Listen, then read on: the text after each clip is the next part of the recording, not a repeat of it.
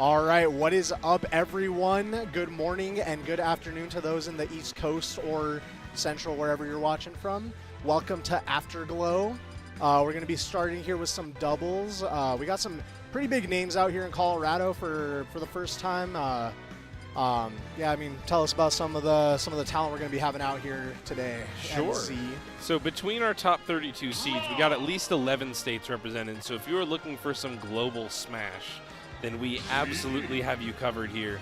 We've got Syrup, we've got Candle, we've got Ploopy, we've got Atomic. Like, just between the top 4 seeds, that's 4 different states, none of which are Colorado. We got a ton of people around here. But right now, on screen, we're going to have a Utah versus Colorado showdown. If you are not familiar with Colorado players, Mistah Ping has been #1 Colorado several times over. Squid's been PR before, I believe, too. Yeah, Squid has definitely been up there. It's pretty good Wii Fit. And these two have been kind of killing it in the doubles scene here. You know, we got Mr. Ping, who's like a really strong neutral player, really good backup. Well, Squid's going to be out here taking the stocks a lot of the time, using deep breathing to get that strength buff and get some healing going. Yeah, he loves to stand back and just set that up and interfere with them coming after Ping. But on the other hand, we got two Utah players in Looney and Gonzo. Gonzo's the Luigi, and he beat someone big yesterday. Oh my God! And right off rip, we got a Shoryuken to take out pretty early stock on Mr. Ping. But it looks like it's coming to be a little even. You know, once. It's like, oh my God, I'm like trying to keep up. There's so much going on. It's very fast, and there's so much off-stage play. Right, and like Squid takes another big spike. And then, as I was saying, like it was evening out. Squid takes that early stock on the Rob here. Yeah, they're really scrapping. They're going after it, and I think that just the big fast narrative pit is doing so much work here. As they almost took out Tickle's last stock already. That side B was going to be devastating for them. But yeah, right now we're just looks like Looney and Gonzo are just trying to get their footing, try and take some stocks here, even it out and find their footing. But Mr. Ping and Squid are doing a great job keeping them away from each other, just playing the 1v1 here. But looking for a big grab combo, yeah. But Looney just kind of getting bullied, like just the big body of Rob, the slower nair relative to pit jumping in. That's already 3 stocks off him, and Squid has not died yet. Yeah, Squid is doing a great job stock tanking and taking the stocks, and here we are in a 2v1 situation, and as Rob, you definitely don't want to be there. No.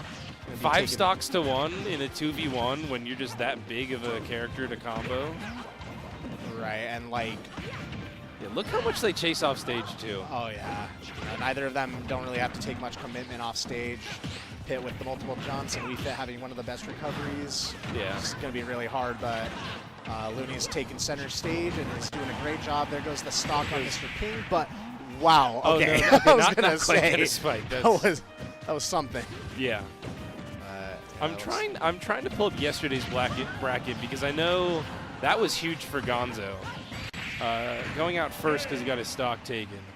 But right, yeah. And that was kind of brutal.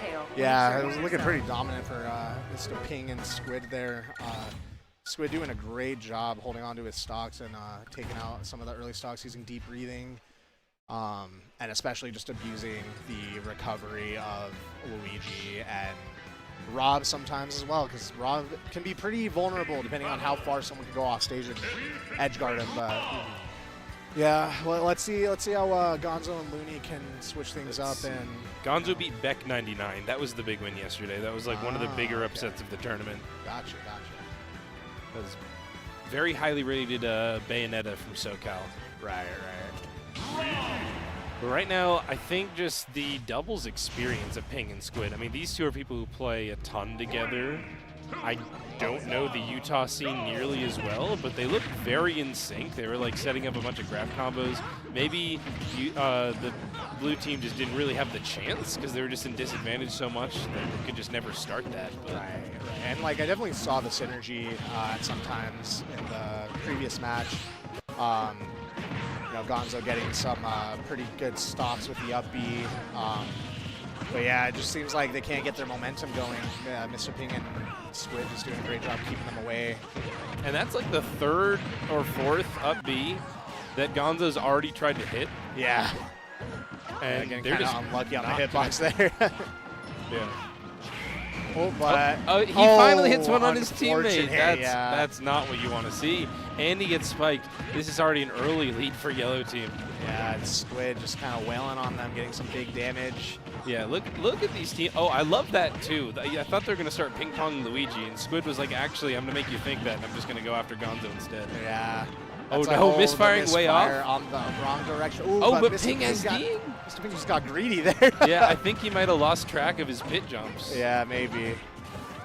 Oh my gosh, yeah, Gonzo's getting greedy for those up Bs, not working out. Yeah, still quite a solid lead for yellow team. Squid has not lost the stock this set yet. Just absolutely insane, and he's still at 76, 77. I mean, he's been healing a lot. Okay, finally, got an SD. finally drops with an SD too. Yeah, Mistah Ping and Squid doing Oh, a great job here, just comboing both of them, switching off to each other, handing off to each other. Yep, there goes Gonzo again. So blue team down to their last stocks.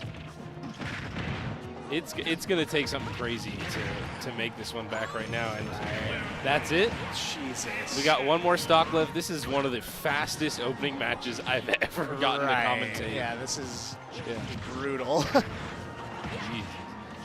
Yeah, here they go Luigi off off stage. Yep, stage. just This arrow is this is snipes. rough. Ooh, but the Okay. reversal. Pulls a and reversal, takes we both got of them a kill out. and an SD. It's a last stock situation all of a sudden, definitely with a big percent lead.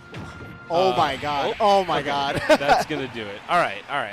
There was a moment there where I was a little bit worried. Yeah, I was like, wow, okay. Unfortunately, can't gimp pit that easily, but you know, it was looking a little promising there for a second. But They did it at least once, though, so that's going to be a good win for Colorado.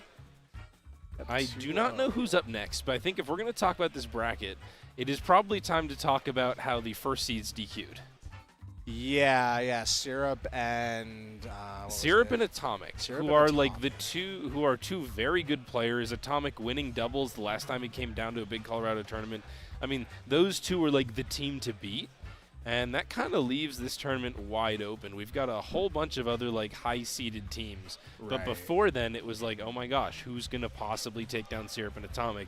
And now it's like, okay, who's going to take up the mantle to win this tournament? Right, yeah. And Yeah, but it seems like we're going to take a short ad break before our next set, so we'll see you on the other side of that. see you soon.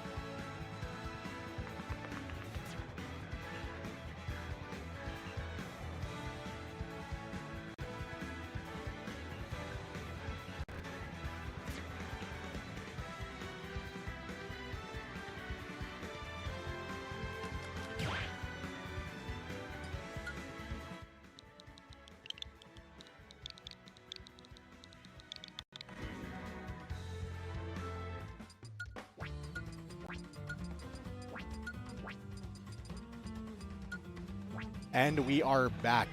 We are so back. Next up, we got Atreus and RandumMNK. Is that what it is? MNK. MNK. Yeah. Versus Squid and Ping once again. So we have Colorado again, same team, but this time versus California. So a bit farther of a rivalry. Yep. A little bit farther. I do say I really am appreciating the Carbink tag from Ping. That's not a Pokemon I usually see people like favoriting or shouting out. Yeah, Carbink is a funny one for sure. Yeah.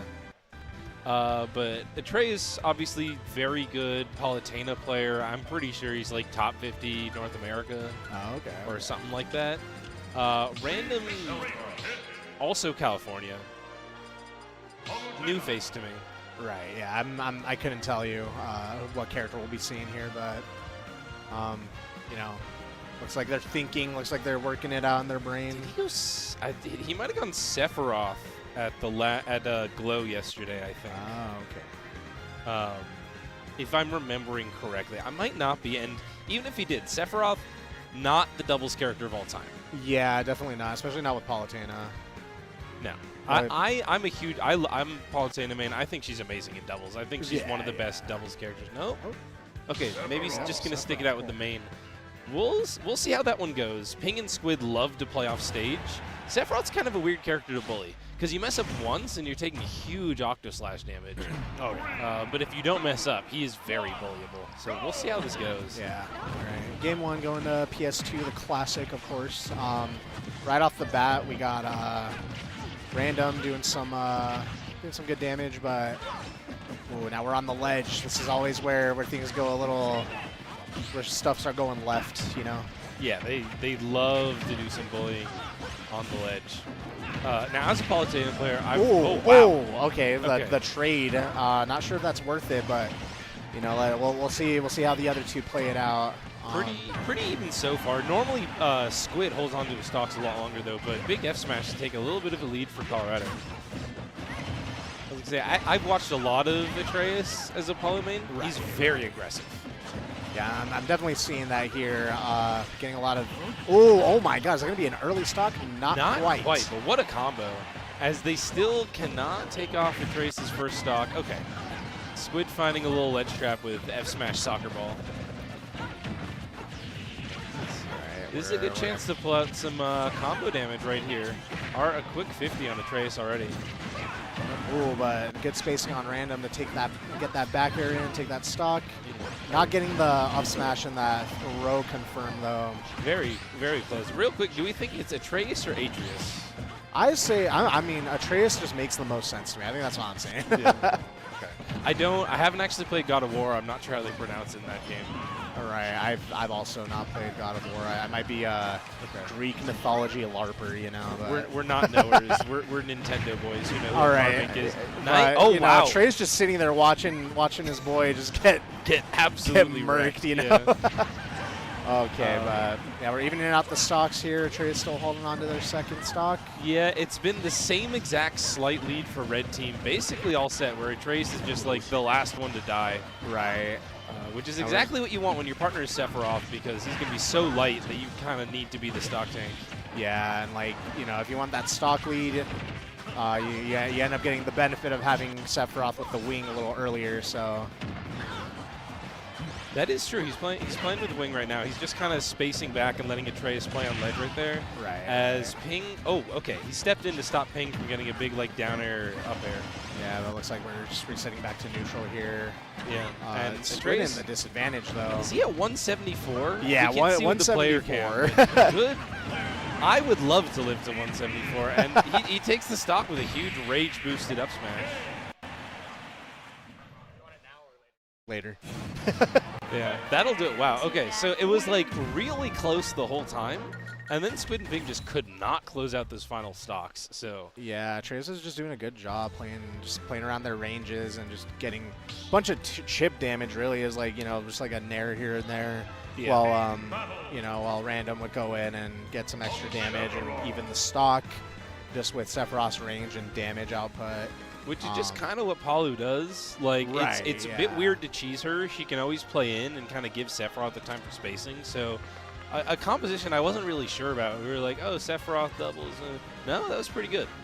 Right, Gotta give it up. Because Sephiroth definitely plays the support role here in doubles, but as we see, you know, Atreus is doing a good job doing the, you know, rush down side of Palu things, and you know, not playing super back. You know, someone in Twitch chat has said Random also plays Aegis. I didn't see the Aegis yesterday. To my recollection, it was just all the Sephiroth. Gotcha, so that's probably his more comfort pick. But there are other options. Like I think Aegis kind of weird in double. Like Aegis broken in singles in my opinion. Yeah. Not like as broken in doubles, but another option if things go south. But right now we're still in the best of 3 territory of the bracket. It's a little bit earlier on. Yeah. So this is potentially a knockout game for Ping and Squid to go down to the losers. And we're going into FD here. I think Ping and Squid just want to get a little more space and not get trapped on platforms with the range that Sephiroth and Palu both have. Yeah, both those characters can easily cover the entire platform. Yeah. With Sephiroth like doing a little up air, with Palutena just drifting up air as well, and an early stock on Atreus. Yeah. Exact opposite of what we saw last game. That could potentially bode very well for the Colorado team right now. Right. I think Squid definitely wants to like turn up the steam a bit and just, you know, close it out a little faster, not give them time to get some setups going. Yeah, I mean, that's kind of the Squid classic. Like, right. Ping's doing all this like really fast dash and grab, dash and nair stuff, and you're like, okay, I got to worry about this pit that's right up in my face. Oh, wow. Got a shield break. Shield break with Palu up smash. And that's going to do it. Squid not able to save his partner. Still a lead. I thought it was going to be a lead, but Sephiroth somehow living that fully charged deep breathing right there. Yeah, that was something. But yeah, we got Wing on deck here. Sephiroth just wanting to live, make the most out of this this buff, but yeah, we're just kind of playing neutral here. Yeah, very, very high percents on almost everybody except for Ping right now. Yeah, no one really wants to commit quite yet, but just really depends on who's going to take the stock. Wow, okay, trying to commit to an F tilt, and Ping just held down so long that he killed his partner. Still pretty even though, and Sephiroth being the stock tank in this game, not really what you expect to see.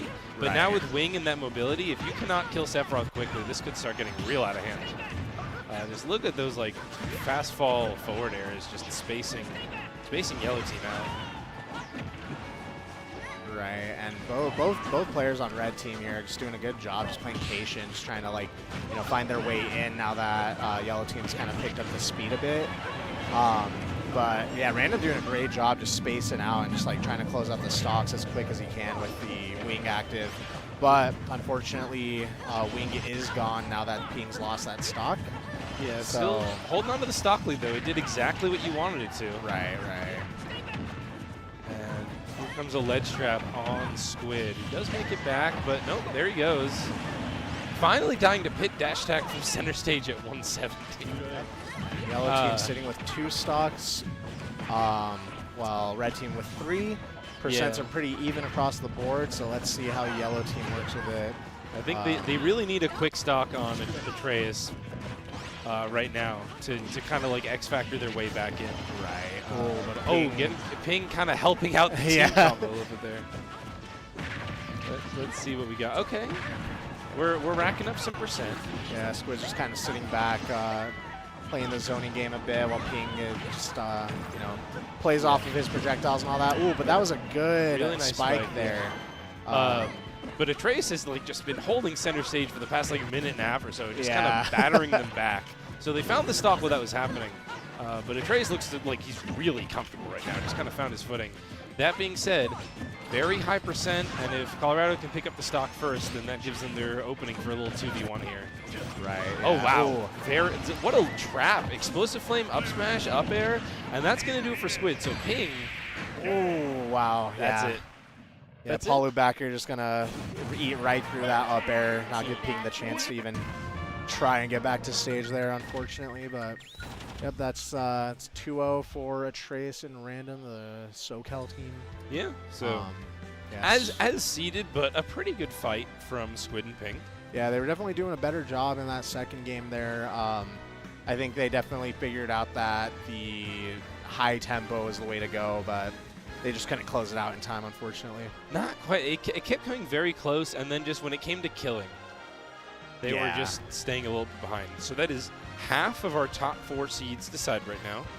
We've got Miho and Chachi in the spot where Syrup and Atomic were seeded to be. Okay. We've got Atreus and Random, who were seeded to make top 8.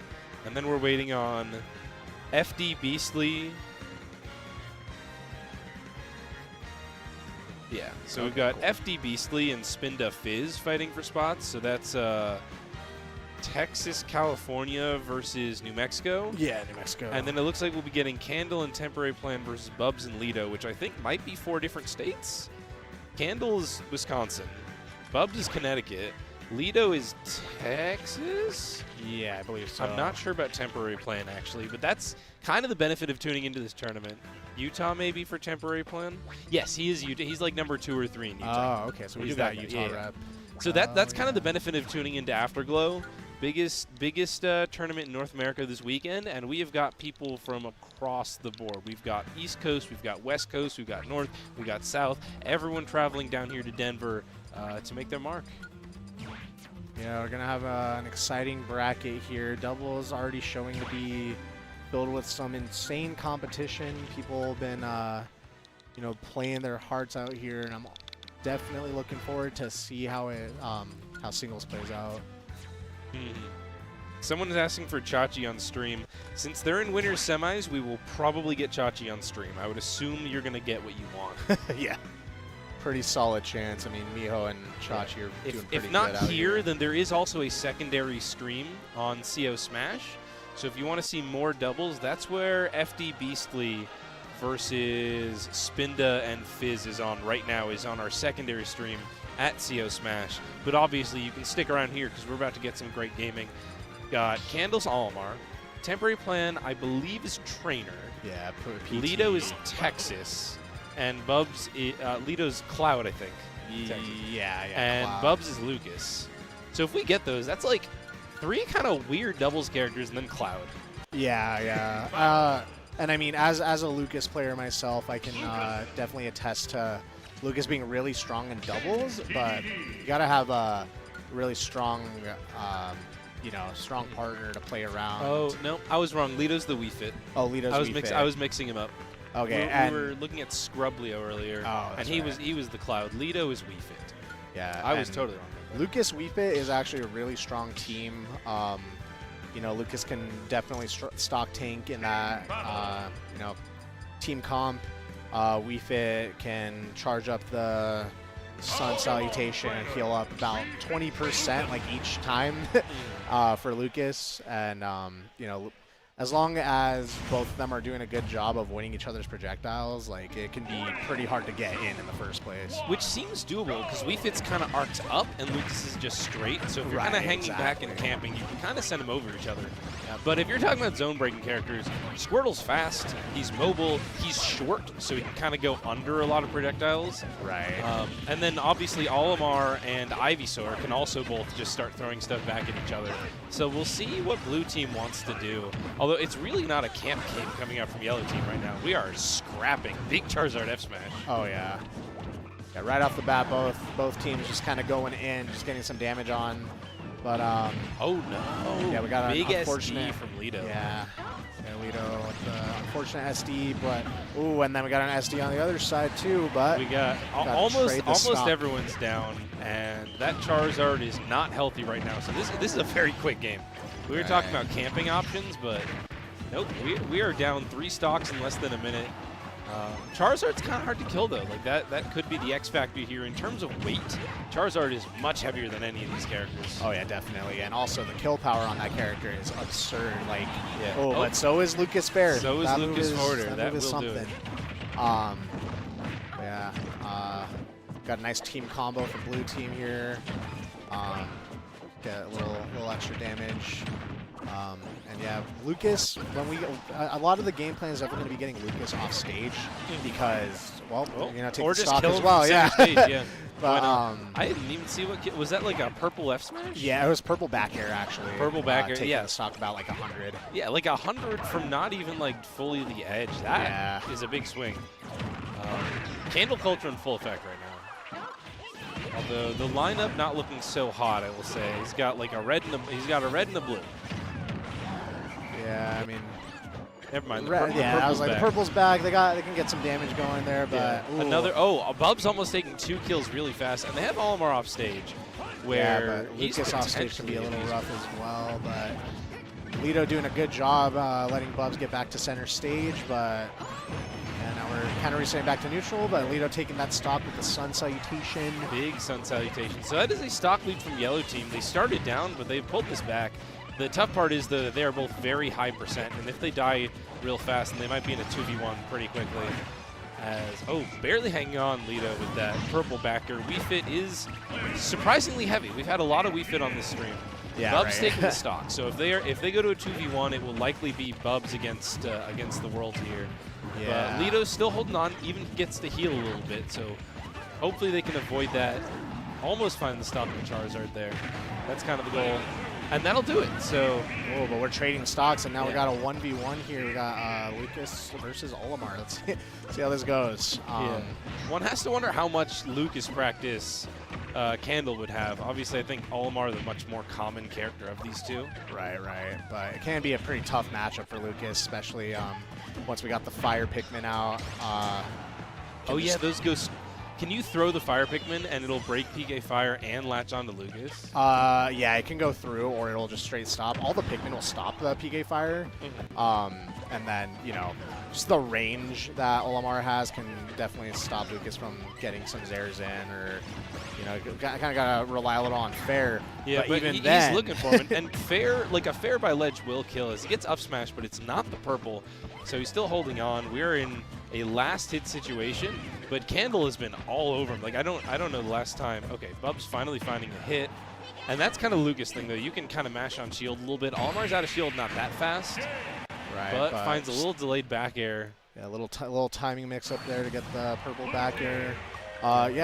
Even game across the board, even with the early SD from Lido. So yeah, it's interesting to see how this game 2 goes. But both players or both teams going to be adapting. So it's going to be we're just scrapping. Everyone just scrapping. Get all these stocks out of the way. Going right into game 2.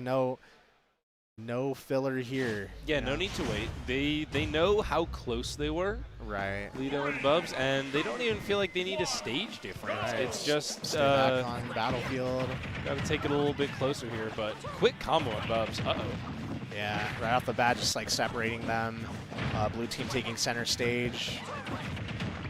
Yeah, I get afraid every time I see Lucas off stage for a moment. Yeah, and like he was fine. Lucas just has like a hard time getting back to stage. He takes a long time because if you want to get back safely, you got to do some stalling. You gotta you gotta like reverse your magnet. Yeah. You gotta go for slows there. And while you're doing that, they got time to go ahead and bully the Wii Fit. Right, exactly. So. But looks like Bubbs is doing a good job getting back to stage pretty quick and saving Lido. But on the other side of things, Blue team is just doing a great job keeping center stage and just keeping Yellow in disadvantage. Didn't even see Olimar grab the Charizard there. Yeah, definitely a little accident there, but right now, Blue team taking the first stock, and man, Candle is just looking hard to touch. Olimar's small. Yeah. And like he's light to make up for that, so you don't have to hit him as much.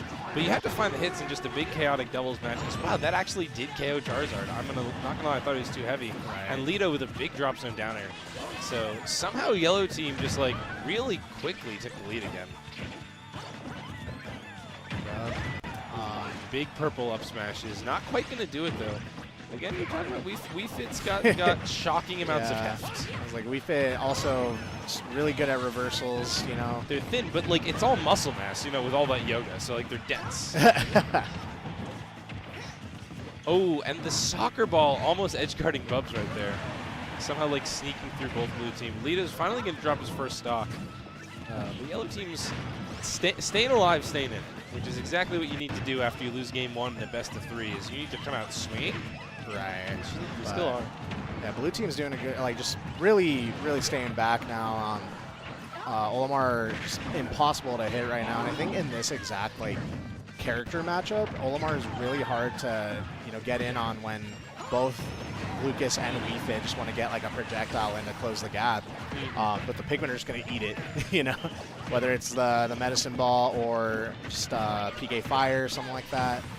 Yeah, oh, wow. What a recovery from Candle and reversing Lucas, but then misses the tech. Can he make it back? Yeah, he's making it. Oh, no? Wow. Just dipped a little too low there. I think if he went any higher, Lido would have spiked him. I think the pressure like forced him to SD there. So still at a slight lead for yellow team, although Lido is getting edge guarded by both off stage. Okay, finds his way back, which is really important. I think Candle's died a couple of times off stage now, and finding those edge guards really might be the difference. Because, man, Olimar, hard to kill. Edge guards is how you do it quickly, but we are at last stocks across the board. Yep, getting is a little high here. Might get some healing going, but doesn't seem they're on the same page there. Oh, true. Yeah, you can throw Sun Salutation into that magnet, but it doesn't look like they're bothering. It's just such a high octane match. That back air was huge. Yeah, that'll do it. So now it is yellow team's turn to do a 2v1. But there is a full Candle Culture effect. We got two purples and a blue, not quite finding the stock with weak back air. Yeah, unfortunately, Lucas back air sucks. Look, one of the coolest backers in the game. I love that backer so much, but the sour spot is so inconsistent. Like, you swear it's like that should, you know? Not you know, quite. should have spiked. I don't know. That definitely looked like a sour spot to me. But we got a lead trap situation going on. Lucas can throw out whatever he wants at Olimar. He's using uppies right now. He's been F-tilting at the ledge. And Olimar just, nice that was a rough situation to be in. So that's 3 times that they took Candle stock purely by edge guarding him. Like, I think that really made the difference there, is just chasing down that little alien off stage. Yeah, little guy. Yeah, no, we're going into game 3 here. Yellow team definitely showing what they can do without that early SD from the first game. And they're figuring out just how to deal with Olimar here. Yeah. You know, Olimar being kind of the big issue for them. They can't get in, they can't really kill him, but they found the key. They got to get bro off stage and just keep him there. Absolutely. So we are at 1-1 in a best of 3. This is the decider to make it into winner semis, into that top 8 slot. And we have a counter pick to Hollow Bastion, which... It's a pretty interesting choice. I feel like, I mean, all 4 of these characters do really well on this stage. I think it's just a matter of just having the space to kind of play around. Oh, wow, Nair back air. Not going to do it because Olimar's got that recovery, but that was like back air looking like, oh, that's not going to spike. Wait, what? Right. That was the exact opposite. Like I said, it's inconsistent, but yeah, we're back to center stage here. Pretty even high percents across the board right now. Get Lucas off stage. Lucas off stage to go bully Weefit. But no, making it back. Everyone's still alive as Candle's just ripping those purple up smashes. Yeah. But it's Charizard that's going to get that first stock taken despite the heft on that character. Right. Deep breathing up air, very strong. Ooh, and that was some rough DI for Weefit, but we're still living here. Yellow kind of in a disadvantage. Is that SD from Bubbs? Yeah, unfortunately couldn't get the angle. At least a very high percent SD. Like, he easily could have just been dead there anyway. As wow, Lido's searching for Candle off stage, but actually not getting edge guard this time. Like I said, that was the difference maker in the last game. Although I think also just the fact that Hollow's so wide, it's easier to get hit and not go off stage. Yeah, exactly. And I think blue team wants a little bit more on stage scrapping. As there goes Olimar's first stock, so our current stock tank of the game is Lido's Weefit right now. Oh wow. Soccer ball barely trading with the Charizard spike. Both yellow team in the corner here. Olimar and Charizard just trying to find their way in, trying to close out these stocks. Yeah, Olimar kind of just completely zone breaking 2 zoners at once, and Bubbs already on last stock. Not what you want to see, but if they can take a quick stock off Charizard, then things will be evened up. Right. But things aren't looking great for Lido either, but he is holding on to that stock for dear life. Yeah. But, you know, got almost even stocks across the board, but you know, just trying to close it out on the Weefit, but Lido's doing a great job just holding on. No, this is basically a full stock advantage for yellow team right now. Save all that percent on Bubbs. Spoke too soon. Lido's finally going to drop that first stock, but I think the question is now, how is blue team going to take the stocks? Because this is kind of the scenario where if you can take those earlier stocks and use that percent advantage you racked up, you can kind of push your way into a 2v1. But they need to close out here. And we've got the lineup on Olimar to do that. We've got a purple and a blue. Yeah, blue just kind of disappeared, though. Well, tossing away the reds. Now it's just a purple, but that's going to do it. Up throw on the neutral get up, which is a big commitment for Lucas with that tether grab. But if you find it, it takes a stock real early. Right. Yeah, things are looking pretty even across the board. Lucas is on the verge of death here, and that'll. Oh wait, no, that was the white pick. And yet, the longer Bubbs keeps this stock, the worse and worse it gets for the blue team. Because you know they're looking for that stock on Charizard. Not quite finding it yet, almost in range. Bubbs is going to take a stock, so we're on last stocks across the board. But Charizard's so much higher percent than anyone else. They need to find something. He tried going for some dirty mix up there. But, we know Charizard can take those early stocks. Is Lido almost dying to a big purple smash attack? Yeah. Oh my God, things are looking rough here though. Yellow trying to take center stage, but yeah. Oh my God, 160 on the Zard. This is what you need. This is why you play the heavy character. Even if you're a big body, even if you get comboed, if you are surviving into the 170s, that can be the X factor here. Oh my God, that fair could have been huge. Chasing down Lido, who barely managed to make it out of there. Oh wow, Pikmin just saving his life. Completely blocking it. Didn't even have to do anything. Charizard's still alive. 194. Finally gets the stock taken, but this is absolutely a doable 2v1 for Candle with 2 opponents and kill percent. That's going to do it. Yep. He's got the lineup to take kills here. Yep, we got a blue purple, Pikmin blue, if yellow. we want to get the up throw. We got yellow for the range, but the fair just breaking that range right away. And Bubbs did lose a more even 2v1 last time. Now he's coming from behind. He's going to have to make something happen real quick. He finds an air drag down, but up smash gonna take it out of shield there. Yeah, Candle 1v1ing Bubbs twice to make that happen. Like, as doubles teams, very evenly matched, but when it went to the end, when it went to that 1v1, Olimar wins out. Yeah, Candle definitely plays good under the pressure. Just like keep the game plan going. I'm just trying to keep you out of my zone. Just need to keep. So we're going to take a little bit of an ad break, but when we come back, you guys are going to get to see some Texas versus California rivalry. Very topical, very hot button political issue here at Afterglow. Yep. But we'll see you on the other side for that one. Peace.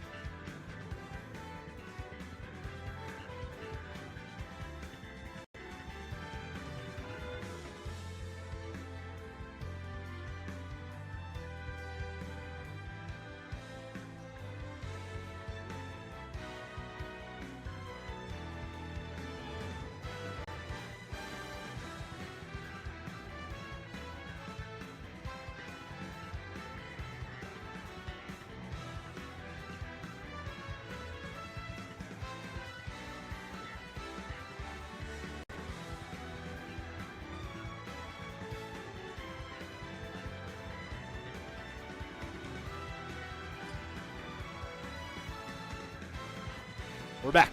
We're so back. And you should stay on this stream, but you should also check out the side stream, CO Smash, where we are having a Colorado versus New Mexico showdown right now. I just barely got back from watching that one because it is looking crazy.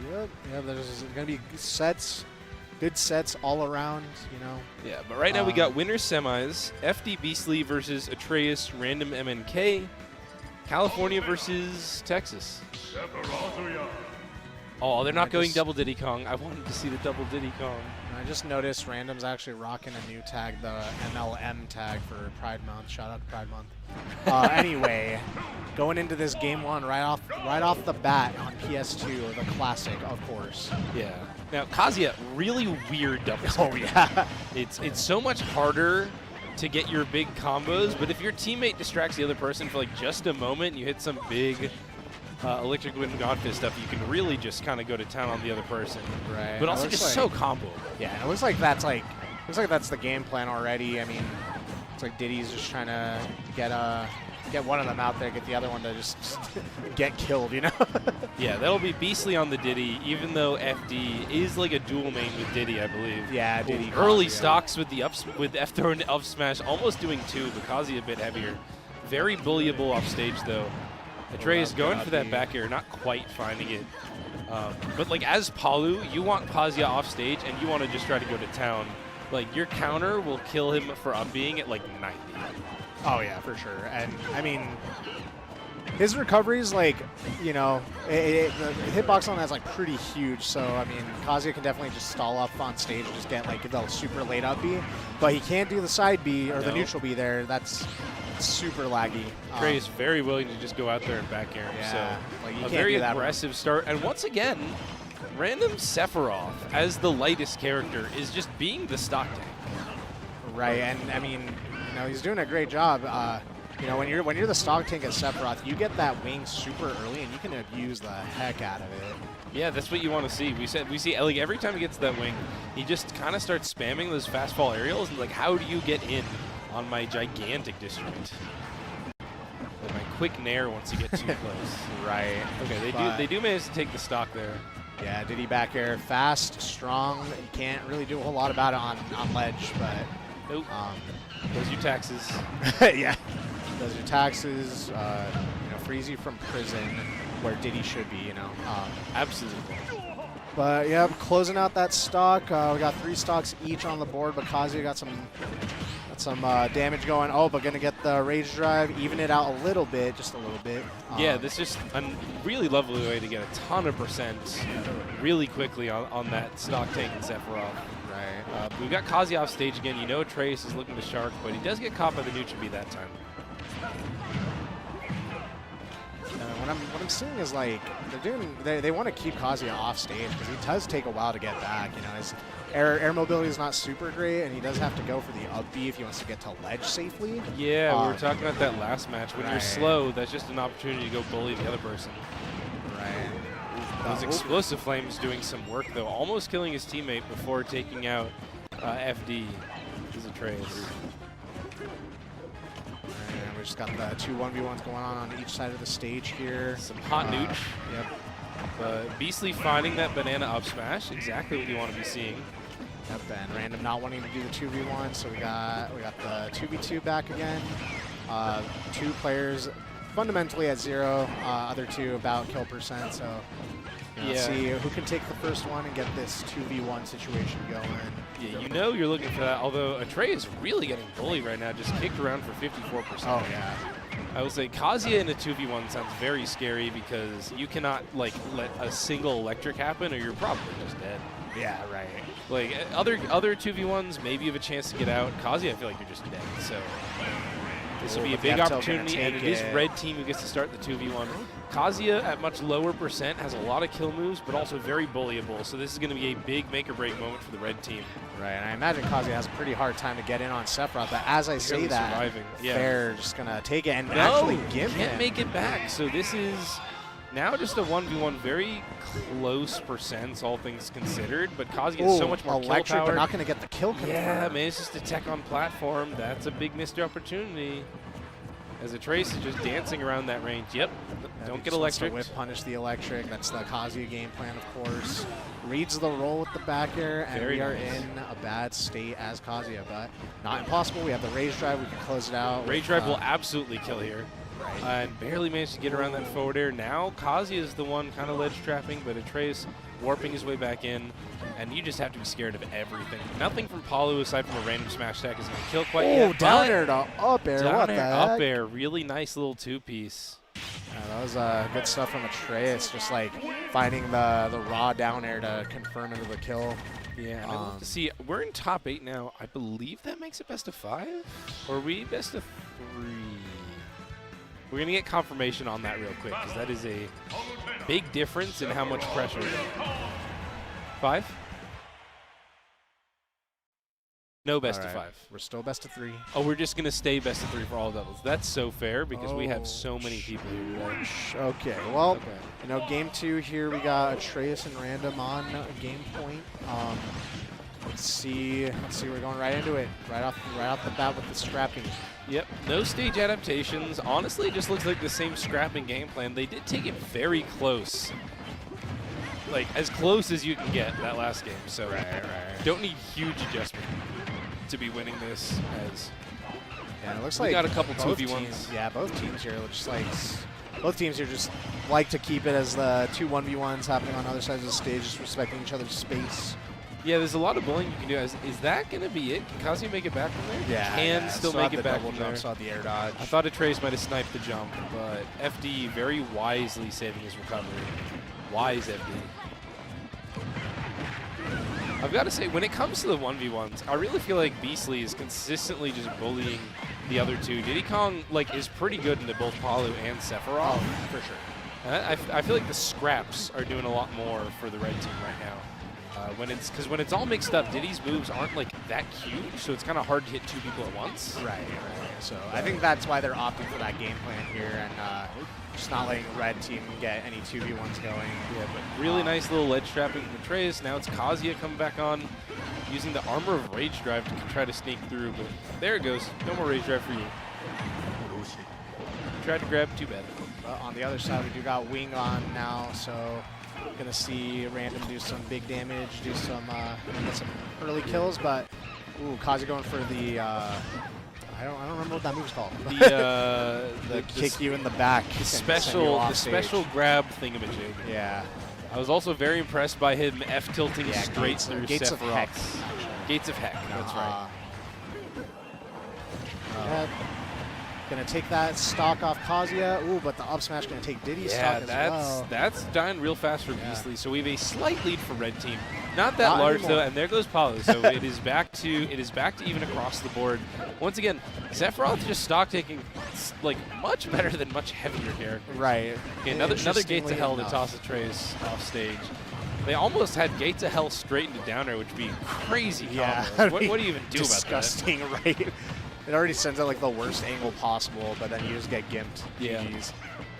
Yeah, we're just staying center stage here, playing the neutral. Both teams just trying to get a hit in. Ooh, but Diddy really nice gonna go for that downer. Yeah. Yeah, that's exactly what you want. A little bit of X factor, take the stock just earlier than what's been happening. That's how you get back into a lead. And FD's at high percent now, but if he can find a big rage drive. Oh wow, Gates Helling all the way through the Palu side B. Wow. So much lag and armor on that grab to just make it through. All right, FD just being super aggressive right now, just going off stage here. It's you're not edge guarding either of these guys, bro. Not with that attitude. Chill a little bit. You don't know until you try it. But a big F smash from Beastly and managed to survive the F tilt after. So we have a 2v1 with that extra stock on FD. Not impossible. Right. But Random's got to look to kill both of them immediately and then manage a 1v1. What a falling up air though. That was crazy. That was so smart. Yeah. Ooh, that was a bad neutral B. Yep. Yeah. Electric to up B, just gonna close it out there. And we are at a 1-1 situation. They're both taking a game. They're still both very close games. Both these could have gone either way. They're both adapting super quick too. I mean, they definitely, FD and Beastly doing a good job separating the two and getting their 1v1s that they really want. And you know, blue team, Atreus and Random, just keeping the same game plan. You know, Sephiroth stock tank, abusing the wing, but Beastly and FD are just not letting that happen enough. I got a few questions from chat. Is it too late to buy this game, or do you still have a good player count? Dude, we're in the middle of Colorado, and we got like over 150 entrants in just like this regional, and it's not even the biggest tournament of the weekend because you got Impact Major in Japan. Right. Absolutely buy this game. We also got, when is Sam playing? Not in doubles. Wait for singles. We got singles after this. We got singles going like for hours and hours today. He'll probably be on stream at some point if he wins. At some point, if he does good. I'm sure he will. Samsora, one of the you know, strongest players, notably for like all of Ultimate's life, even back in Smash 4. But yeah, we might get a bit of a strong player of all time versus a strong player of today matchup. With yeah, definitely. But yeah, so, okay. For a second, he selected Incineroar. I was gonna be like, wait, are we getting a character switch? That'd be wild. I still really would have loved to see double Diddy Kong. I was kind of hoping. Diddy Kong, very annoying. I don't know if I'd want to play against double Diddy Kong, but I think that'd be very funny to watch. It definitely would be. I've been on the receiving end of that before. Not fun, but it's fun to do for sure. A lot of dumb stuff you can do with just double banana, you know. But yeah, going into this game 3, no character switch ups, no stage switch ups. We're just scrapping. Yep, just rolling with the punches. Just right off bat with the 1v1s here, but Atreus just escaping the situation. Like, we're not letting this happen. Goes to help his partner because it's just so easy. When Diddy gets in, he can just kind of bully Sephiroth. Right, and like, you know, without wing, Sephiroth's mobility is not the best, and Diddy can just like be like, oh, you're not getting out of here. You know, go back to my vortex. Yeah, I feel like we've been talking a lot more about FD because that causes explosiveness in both directions. Like, he gets bullied or does crazy, gets to hell. But Beastly has really just been putting in that scrapping work and making that quick decision making and mental stack that kind of lets Kazuya come in and surprise you again. Because you got to be ready to not get banana, not get nair, down air or whatever. Like, he's just so much faster. Right, and Diddy's frame data is like nothing to mess with. You can just kind of throw out like moves back to back and just cover so many options. So yeah, it's definitely, you don't want to be stuck in a 1v1 with that guy. Bit of a reset to neutral. Both parties kind of backing off, but we are back in the scrap. And that'll do it for both of them. Stock. Okay. Yep. And oh no, still living the up smash. I was about to say Random still being the stock tank. Yeah. Apparently, you just can't kill Sephiroth in doubles. Like, we've seen that 2 sets in a row now. Right. Like, he just has the range to play out and just keep everyone out. You know. Yeah. But oh no, falling into his partner's explosive flame, not what you want to see. Still absolutely doable for red team. Like, not a game-losing mistake yet, but Atreus is getting that damage racked up on him. Almost gets down till struggling to close out the stock on Beastly, you know. Sitting at a comfortable 124. This might be able to do it, but just opts for the The grab mix-ups have been crazy. They keep trying to wait for the person to throw so they can hit after that invincibility. If you guys didn't know, when you're in the middle of a throw, you can't really be hit by anything. You'll just power straight through it. Right. But after the throw or while you're pummeling, you're still vulnerable. So it's a real big mix-up. Yeah, but while you are in the throw animation, the person being thrown is still vulnerable. So you get throw in and attack there, you know. Yeah, it's just dangerous. You also don't want to hit your partner. Yeah, exactly. The person being thrown, totally vulnerable. FD running in with that rage drive. Yeah, he wants something. So he wants to close out something. Up air is going to take out Atreus' stock right now. Right, and Kazuya with the banana, they definitely want to do some stupid cheese strat here. Wow, but big he's up out of there. Kazuya camping the ledge, losing the rage drive in the process, though. Yeah, big F tilt. Like, that angle is just so deadly, but not high enough percent for that to be what takes out Sephiroth. So right now we're on even stocks. We're mostly even percent. This is, I feel like once again, might just come down to who can pick up the 2v1 first. Oh, missing the banana F smash. Sephiroth's so thin. Yeah. Okay. FD FD losing that stock first. Yeah, red team with a sizable lead here. See if they can hold on to it. If they can hold on to those stocks. That being said, Paulo at 71, you are almost in cheesing percentage, but FD going to have to re-grab the ledge. No. Beastly coming in with the save. Really, really clutch there. Just resetting the neutral here a little bit. Looking for that stock on Atreus. They're really sharking him. Yeah. Like, they're not really focusing MLM. They're like, okay, Sephiroth's high percent, we'll get him eventually, but if we can take out Atreus, make him take the stock first and then get rid of the Sephiroth, falling out of Diddy up smash. That's a big swing. You do not want your kill moves to not be working. Ooh, back you're going to take that stock at 80, though. That's tragic. Gates of And hell, yep, and charge F that's smash, gonna going to do take it. Going to trade the stocks, but unfortunately, Very, red like, team was up. Just going to take it.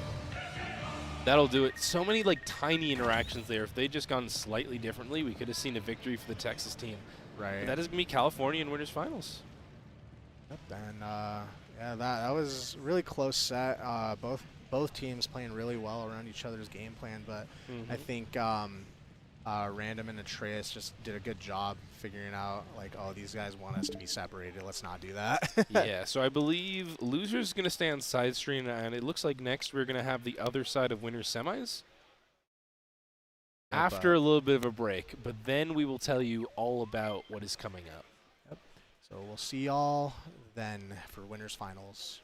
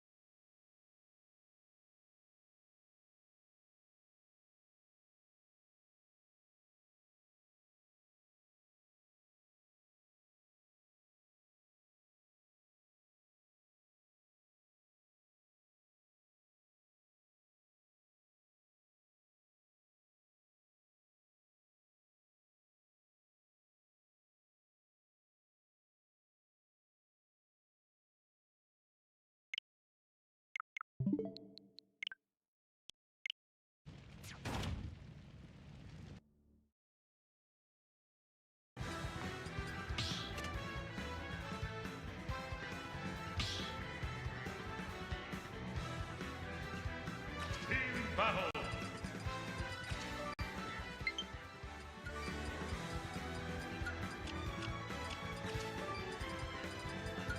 Stop battle. Team battle.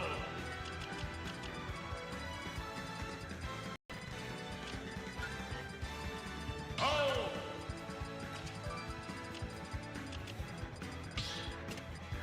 Pokemon Trainer. Diddy Kong.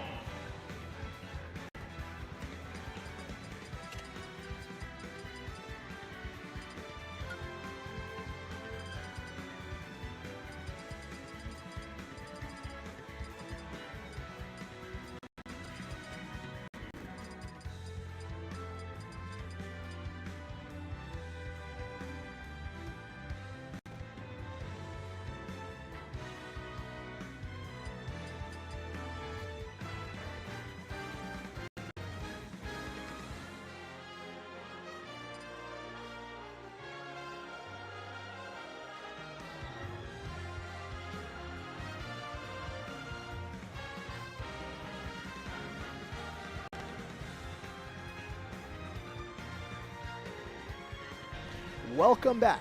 I say it every time, but we really are so back. We are so back. All right, so other side of Winners Semis coming up right now.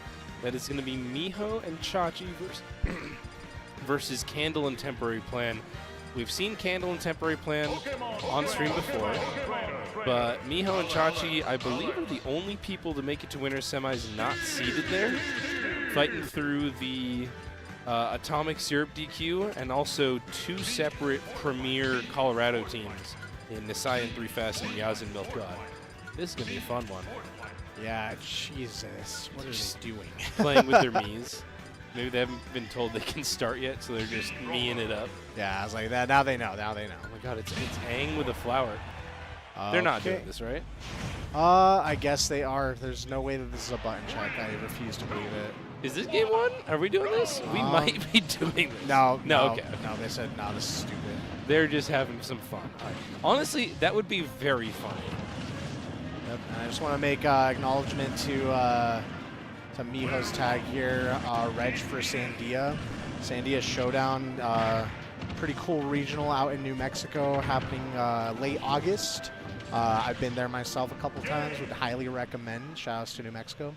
If you have the time in August to go down there, check it out. It's a lot of fun, a lot of hype. New Mexico's got one of the hypest crowds in the region. You know, they'll cheer on anyone.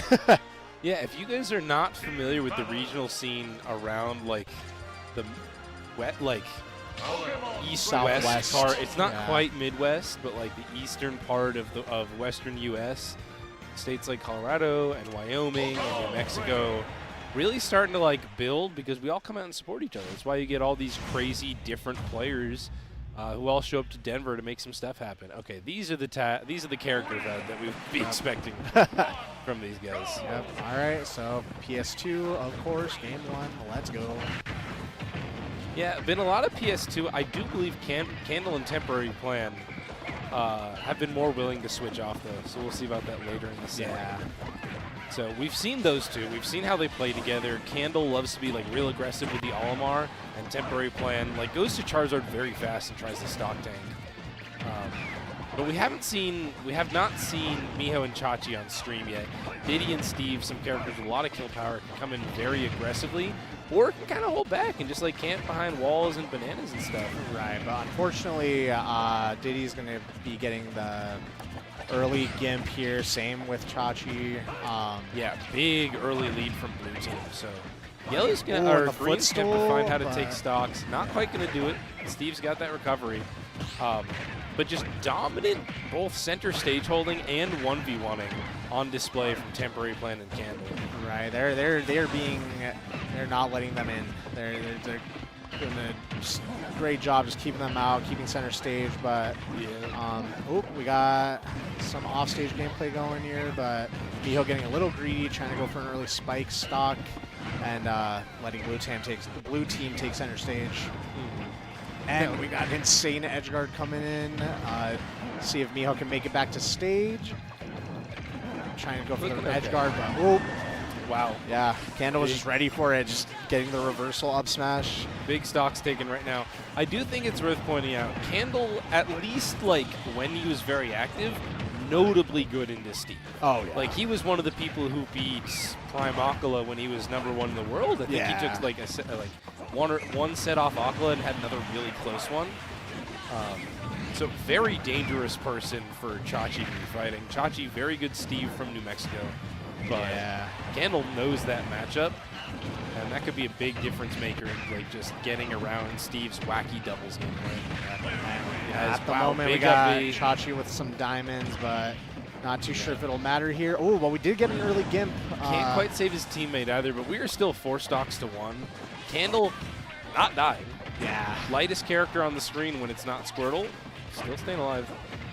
And this would be... Yeah, and Chachi's just having a hard time getting back on stage. You know, they're just keeping him at bay, keeping him in the corner. That Nair just keeps catching the neutral getup, but Chachi's not really willing to go anywhere else but forward. And that is going to do it. Wow. Okay, so we're going to need to see some take it there. big adaptations from the green team. Right, and what I'm seeing a lot from Chachi and Miho here is that why did I say it like that? I'm Mexican. What I'm seeing from Chachi and Miho here is like, you know, Chachi's sitting back, mining, getting some materials, trying to get the diamond going, and Miho's trying to protect, but the other team's just doing a great job separating them, letting, you know, not letting Chachi get the materials that they need to, you know, get some cheese stocks in. So we got some mid-set coaching now, though, from Fizz Khalifa, #1 player in New Mexico, where those two are from. So maybe that experience, that wiseness, because he's been #1 in New Mexico for years. Oh, yeah. Maybe Long, that can make a long difference. And Fizz definitely like advocate for doubles. He's always pulling up for doubles. So yeah, he definitely got some wise words from UNK out here. But yeah, let's go into this game too. See what we can do here. Yeah, see how much that makes a difference. Is they're all over each other, like 4 tiny characters just scrapping. Right. Just like right off the bat, blue team is just like, yeah, we're just gonna go in here. We're just gonna throw you guys off your game plan. But yeah, like I said, Chachi was sitting back trying to get some materials, but right off the bat, we're seeing him just abuse the wood and, you know, get some damage early on rather than trying to play the long game. Yeah, I mean, that is a good thing about Steve, is that is Diamond and our Gold insane? Our Diamond and Gold insane, yes, but even with wood tools, Steve can do some absolutely heinous things. Right, So right. you do not have to be doing that. He finds a nice little back throw, a nice little up tilt combo, and Miho just standing back waiting as, oh no. Yeah, trying to catch he was Charizard on trying the to landing, snipe but- Charizard on the landing, gets up bead for his trouble. That's rough. Oh, the alley-oop Really into the up nice. smash. Yeah, that was excellent teamwork. Like, you could tell that they've done that before, which is interesting because they're not from the same state, but that really looked like a Right. planned combo there with Charizard up B into Olimar up smash on stage and a really fast gimp, because it looked like Miho got caught on Steve's anvil. Yeah. And just like falling too far. That is not what you want to see. Is that's now a full stock deficit for the green team off that gimp. Right, but you know, as we're seeing here, Chachi's just sitting back, getting some match, trying to close the gap a little with some steal now.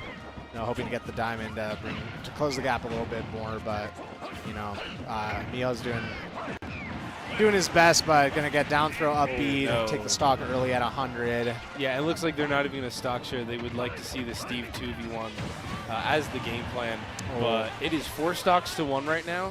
I mean, if there's a character to do it, It's I gonna don't be even Steve know for if it's sure. Steve, though. In doubles, like, his crazy stuff is just so much less crazy. You can't hit, like, a super long up tilt combo. The other person's just going to come in. Right, Yep. just up air, or but, just you up know. air and kill their partner. So you know what? Maybe I was wrong. Maybe you It's can't the come mind in game. and It's the save. mind game. Oh, Steve up also, I've been smash to the noticing, back here. not like amazing moves to get the Pikmin off of him. You feel like he's had it on for so long, but Ooh, quick little throw to back throw up smash is dirty. Oh my god. that was quick. Yeah. Yeah, you know, so that's Candle, gonna temporary plan showing some domination there. That'll set them up for winners finals versus Atreus and RandumMNK. As it looks like in losers, we're still hanging around losers quarters area. So we're a little bit ahead on winners, but maybe we'll go ahead and get them in right now. We'll see.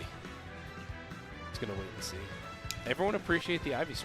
I don't know whose that is, but it's real. Pretty sure it's real Gwen's cute. actually. Who's? We're waiting. We're waiting on the set. We'll wait and find out. Yep. We'll see y'all soon. Yeah.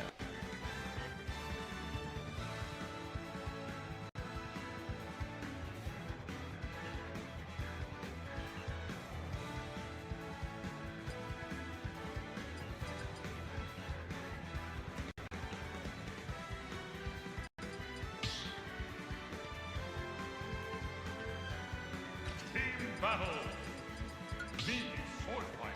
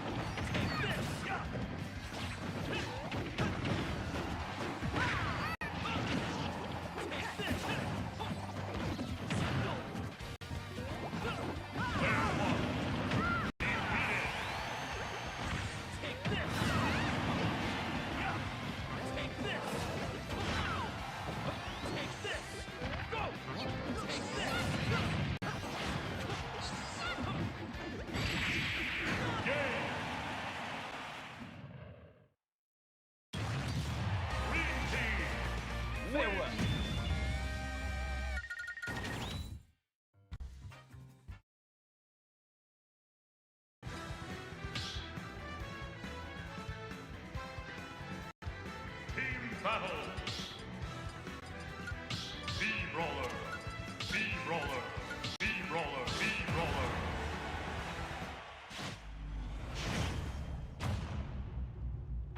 Three, two, one, go!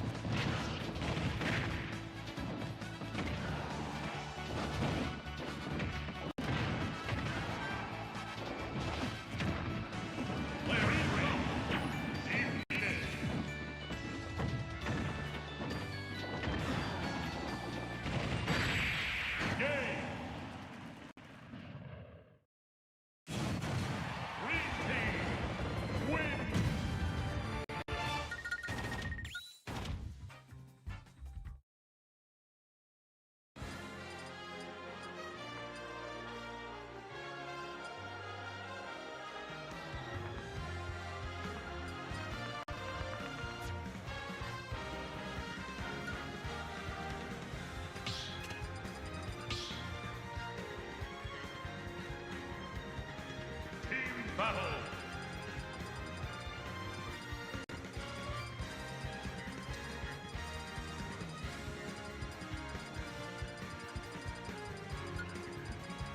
Snake Ridley. Ridley.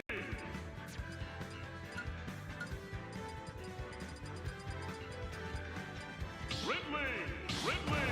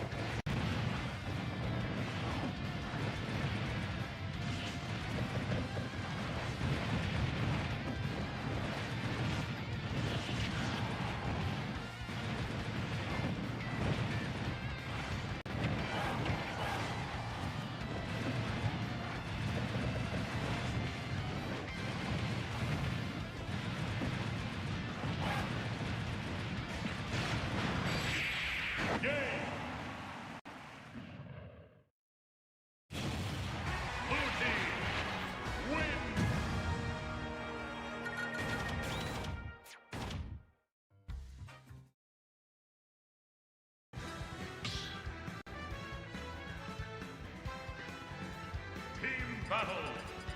Hero.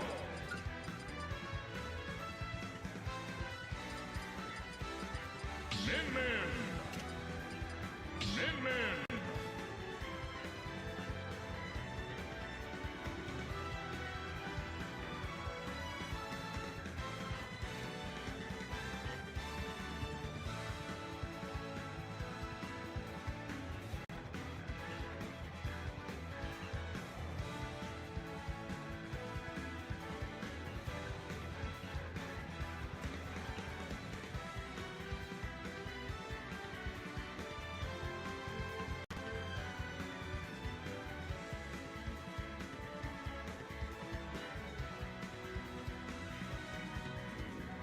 Moose. All right, Guess how back we are? we're back. We're so back. We are just back. We're so back. We are so back. All right. Yeah, Before we get to who's on stream, I do want to shout out Shu, one of Colorado's best players. Could not be here today and is still in stream chat answering people's questions. That's homie behavior. That's the right goat. That's the goat. All right. Yeah, we're ready to get some more doubles. Let's get it. Let's get it. there. Yeah, it looks like next up if you were watching the side stream, we just had a big Colorado upset. Squid and Mistah Ping taking out Fizzcleaf and Spinda, and we are now ready for winners finals. Yep, we got Temporary Plan and Candle versus Atreus and Random. Both of these teams have been kind of killing it, but finally they meet up here. Winners finals. It's gonna be an explosive match, and yeah, I'm excited to see how this one plays out. Yeah, I think it'll be a lot of fun. I think both Trainer and Olimar can be very small until you're on Charizard. And Smirk. Small characters, slightly weird for Palu and Sephiroth to hit. We got Smirk in the camera. We got Smirk taking our plushie. You give that back. All right, going into game one, I think no hand warmers needed. No, Not they've necessary. been randumming a little bit over there. All right. But yeah, as a Palu player, it can be like weird to hit the small characters. Obviously, Sephiroth, very long moves, but not very wide moves. Right. So I think we might be seeing some scraps where the blue team is trying to get in just to use their tininess and mobility to kind of mess But it right up. off the bat, just an SD a from really Random. quick SD. Not what you want to see, but also, if they take this game close anyway, then they might know, hey, without this SD, we can definitely own them. Right, and I mean, this could be like the Lucario strategy in doubles back in the day. Just SD to get that comeback He's going to mechanic. get wing real fast now. Right, that wing's on its way, and things are not going to look pretty when it's here. Right now, the temporary plan kind of running in, lots of like quick uppies out of shield and stuff, but wow, gosh. Candle dying early. That was like 80 after the hit or something? Yeah, something like that. That was follow up air, unstale. Yeah, it's close to even now, although that Pikmin doing so much damage. Back throw to the up smash, almost taking that stock. Sephiroth super light. I think we're finally starting to see what light Sephiroth can do in doubles here. Yeah, really nice fade back though to bait out the up B from temporary plan. He loves those up Bs. Oh yeah. With Ivysaur, he kept doing down throw up B. With the other two, he's keep doing up B out of shield. And yeah, already on his last stock, Random, who has been the stock tank in the past sets that we've been watching. Right. Like this is what happens when you find the early kills on Sephiroth and take advantage of the lightweightness. But he's not out yet. He's going to take that stock, and he does have wing now with a huge stock deficit. Yeah. And Atreus backing off, playing very defensively, like very shield campy. Does finally lose his first stock, but no, another SD. Something's up. That's real tough because they've been warm and stuff, but also, even with the SDs, really has not looked that bad. Like, right. This game might, I mean, it's still doable. Right. But even after this game, I think it's going to be absolutely doable for Green Team to come back into this if they can just keep temporary plan on that stock tanking vibe that he's been on in these other games. Has definitely looked competitive when they've been fighting and not just SD. Right. And I mean, Squirtle can die pretty early here. We gotta get a good read, get a good gimp. Even it out right away. Olimar too. I mean, Green Team has been in it because they've been finding real early stocks in return. Right. Blue Team has not been living past 100 for very long. Oh, almost did it right there with a little back air to back air. And is that almost some bad DI Charizard there, can but live that with Flare Blitz? Yeah, he's gonna make it back as Candle just kind of edge guarding or keeping the ledge down to stop Sephiroth from going for any down airs. Back air That'll going to be take the stuff. Paulo out, and that's looking like a rough situation for Random, but still, you know, miracle can happen. Octo slash camping, but back air's just going to take it, whatever. That'll do it. Yeah, still could be very competitive without those SDs. Like, they were looking alive. Yeah, definitely. Random getting some, like, I mean, sub 20 SDs, you know, is not looking good, but. Yeah, it happens sometimes. Right. And they still were not Just looking terrible. got to iron those out, you know, keep it competitive. No dying before 20 this time. But yeah, they know what's going on. They know the SDs were rough, just going right into game 2. Yeah, as long as you don't pull that, I think we could have a very competitive next 1 to 2 games. But we're going to dive straight back in. Oh, immediate F-tilt from Atreus. Just smacking the Pikmin in the face. Just got to live for all of 2 milliseconds. Yep. And right off the bat, they were getting split up into 2 1v1s, but one of them backed off to help the other. Now we're back to neutral. But yeah, really quick little back throw up smash. I've been liking those smash attack combos they keep finding, because all of our smash attacks so fast, so powerful. right. They keep doing it like over and over. They have these combos for those. Yeah, but Random doing a little ledge trapping. Doesn't get caught by the F smash. His temporary plan comes back to help his partner. And now we got some offstage gameplay. Oh, wow. the down really air quick. take it, but the back air almost taking it, but Quite though. As long as Atreus is alive, it's been worth it. yep. And that is the start of a really nice little nair train. Only going to get Candle 2 gets in, though. And Atreus Sheesh, forward air. is Wow. going to die to the shield grab forward throw. So we're on pretty even stocks, pretty even percents right now. Random actually doing his stock tanking that we've come to see, like living to 125 fairly comfortably so far. Yep. And you know, wing on deck, gonna try and abuse that, get the early stocks. That's been the game plan that we've seen from Random.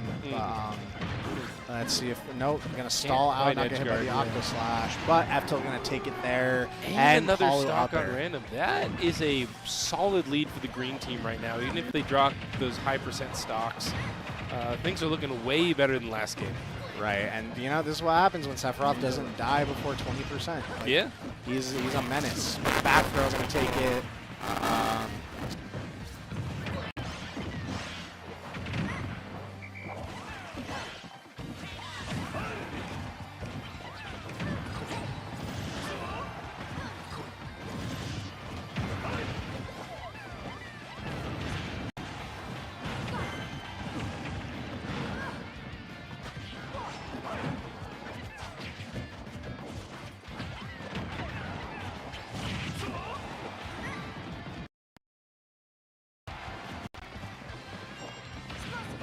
Two-piece back throw up smash combo to give green team the lead again.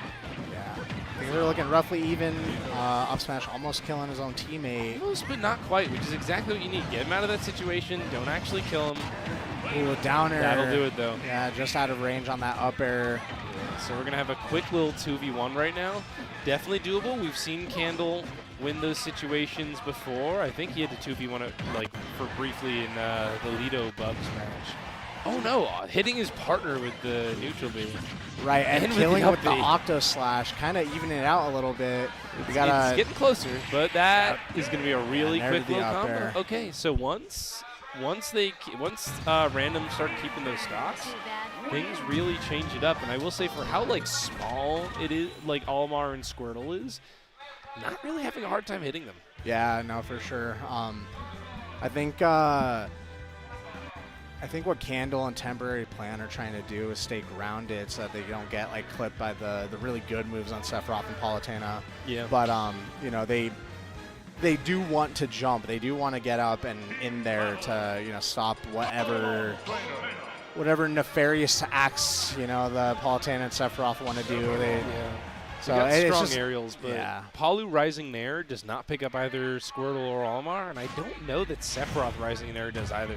So you kind of have to wait in time of falling aerial to pick them up if they can stay grounded. Right, and which makes so, the matchup annoying. Right, and so far they've not been staying grounded as much as they'd probably like to. Yeah, you see Palu running up with a Rising Nair, but specifically catching Temporary Plan's jump. Yeah, That's kind of where you want to be sniping them out. Because Squirtle loves an aerial. Squirtle's falling aerials let him do literally anything. But you snipe them before they come out, you're in a good position. As Atreus taking a lot off that little edgeguard sequence there, but not losing the stock yet. Yeah, we're scrapping on this ledge, though. No one wants to take center stage. We're just like trying to Atreus get these just stocks out. hopping But in we center gotta, stage. Oh, big shield break. Gets it away, and F Smash is going to do it real quick before Temporary Plan can get back. That's exactly what you want to see as green team, is picking up like an early X Factor kill as quick as you can.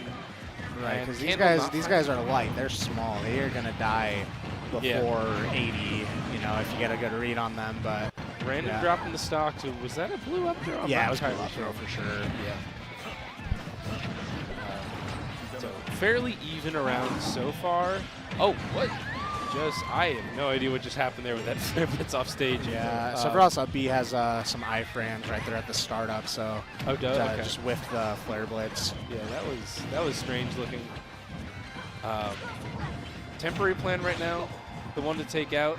Up smashing his partner, not what Atreus meant to do, but got a good team combo on Atreus though. Team. Palu Nair is not quite going to do it though. Tries it very heavy. The down smash, almost sniping Candle out. Olimar at 70 is real close to kill percent already, so if they can bully the light character and kind of just wait to kill Charizard, that might do it. Ow. I'm not entirely sure what happened there. There's like 3 moves I got thrown out and only 2 people died. Yeah, there's been a lot of just like close scraps where someone just dies out of nowhere, and they do seem to be working for the green team as we're close to even again. Oh, we got like a big combo from Squirtle. He did drop though, but not getting a reversal. They're looking to just cheese Temporary Plan on that ledge. Don't quite do it, but they do rack up plenty of percent. Atreus dying, so green team is on their last stocks, but it would not take that much to even this game up. Olimar pretty close to kill percent. Ivysaur maybe cheese him out. Olimar almost dying to the poly dash attack there. Right, and it looks like green team is just trying to close out these last stocks and just even up the stocks and percentages. Just like get some better footing here, get center stage, and do it on things are looking pretty good. Let's see if they can close out this Charizard stock. But oh my God, wow, upbeat, really quick upbeat and just armor. That was really nice. And Atreus and Random both very close to dying here. Both dodging that explosive flame too. Is that going to be it for Atreus? He does still have that jump. He does make it back. Random not dead yet too, but things are looking dire. They need to like cheese out a real early kill. There goes Atreus, and one more combo is going to clean this up for the blue team if they can just find like a little throw into smash attack, which they've been so quick at doing. Right, Random was fighting for his life at this point. He's getting a little flustered, getting some whiffs in there, but you know all that matters is just close out these stocks. But Antier with the purple up smash gonna take the set. Real nice adaptation. And we got Temporary Plan and Candle in Grand Finals winner's side. Exactly where you want to be if you're gonna win the tournament. Yep. Now down in losers. Losers. We have FD and Beastly waiting in losers semis, and it looks like Miho and Chachi versus Squid and Ping is happening on the side stream right now. Yep. So presumably once that is done, we will go and bring losers semis, finals, and grands onto the main stream. Or unless we switch to singles. Yeah, but for now we're going to go on a break, so we'll see you soon for some more doubles.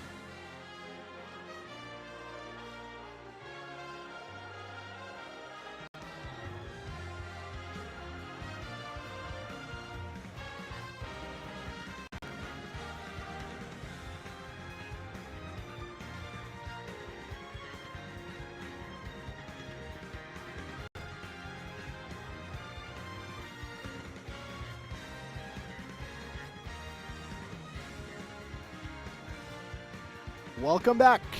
So back every time. More and doubles. in this case, Colorado is extra so back because we've got a team in top 4. We're about to see Squid and Mistah Ping, who took down Fizz Khalifa and Spinda, who took down Miho and Chachi. They're officially the New Mexico Slayers. And now they will attempt to be the Texas Slayers as they go up against FD and Beastly. Yep, it's going to be an interesting match. FD and Beastly on the Kazuya and the Diddy Kong, while we got Pit and Wii Fit on the other side. You know, Colorado, we love our weird little characters. Strange That being said, characters. Mistah Ping plays a lot of Diddy Kong, and maybe that experience could help him into Beastly a little bit. Ping Right, for loves sure. to play as Diddy Kong. These are definitely matchups that all these players are probably relatively experienced in, but maybe you get a little bit of advantage from Wii Fit and Pit just being a little bit less common. Right, and on top of that, like Squid just kind of plays like a weirdo sometimes. He does. It's like you're playing Wii Fit and then you're playing Squid, and those are not the same. Yeah, Squid's got a complex mind up in there. That's one way to put it. Yeah, we're getting started with this game 1. Let's get it. Let's Losers glow. semifinals. The loser will be going out at 4th place. Still a very, very solid run from either of these teams. Let's see what we can do. Wow, just immediate run-up grab from the Kazuya, but that's the thing about Kazuya. You can't do your whole 0 to death thing if Mistah Ping just runs up and dash attacks you in the middle of it. Right, exactly. You know, off the bat, they were split up for a bit there. Pit getting some good damage on Diddy here, but you know, now we're back to more of a neutral state. Both players just playing around each other. Both teams just playing around each other. Lots of aerial scrapping from Kazuya too. Not exactly what he's known for, but in doubles, like that's kind of what the meta is Ping almost tying from up B on that ledge.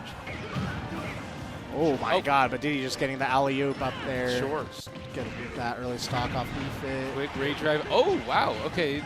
Potentially saving Ping, only to die to a soccer ball. So a little bit of a lead from red team, but not like totally out of the realm of taking these quick stocks. As Squid quite lined up for that up smash. Yeah, it keeps me mistiming it just because like of the hit stop sometimes. Like, wow. Someone's just interrupting the throw and messing up the timing there. But yeah, here we got Kazi is just like waiting at the ledge, hoping to get a rage drive, does not get it off, and actually loses the stock in the process. I'm surprised he got knocked out of rage drive. Like normally you've just got so much armor on that, but somehow. Yeah, it looks like I'll have to go play my singles match after this one. Shame. I'd love to see Colorado take this. I mean, they're doing pretty solid. Red has a really good, sizable lead here, but it's not impossible.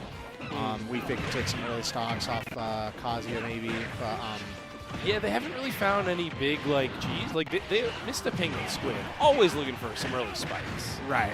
You know, but not quite finding them yet. As Squid just cannot get punished on these throws. Heck no. No, he does whatever he wants. They're just ping-ponging FD around.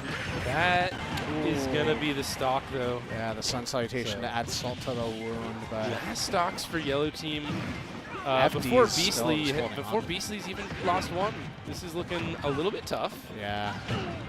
FD's got the rage drive too. We can see another early stock, maybe on Squid here.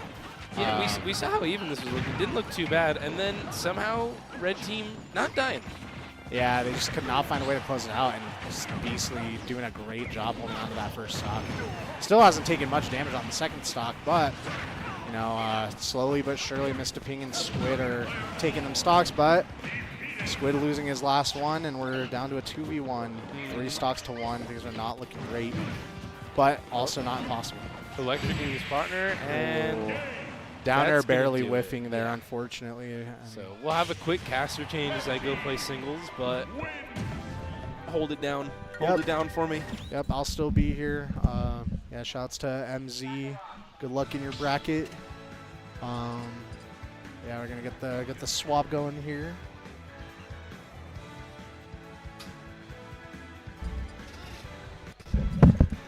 And who do I got joining me here? Fire Blaster.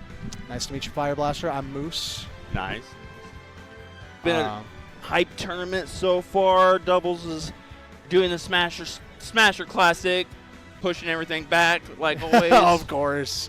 It wouldn't be a Smash tournament without that. But Yeah, we're getting things moving along. Game 1 went to Beastly and FD. Pretty dominant win there.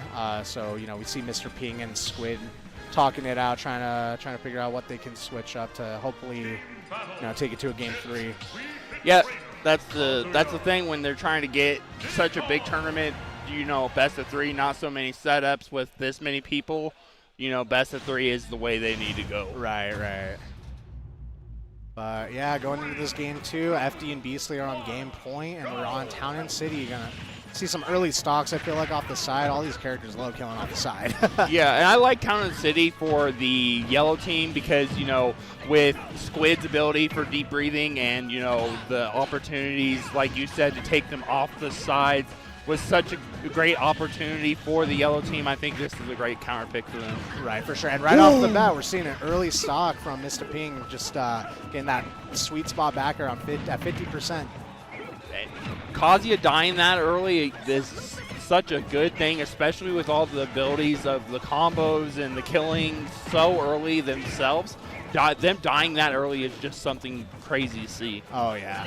And they definitely need it. But right off the bat, you know, Kazuya is just racking up the damage on his second stock.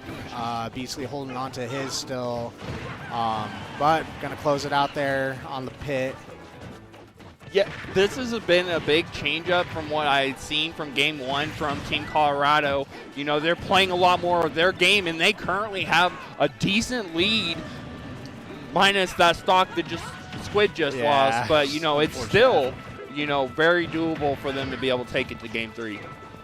Yeah, definitely. And right now we're just seeing both teams playing a bit of a neutral game, but you know, Beastly getting them off stage, and we're in the corner. Things are looking a little scrappy. The doubles game, you get so much more scrapping compared to your singles game because there's 4 people on the screen instead of 2.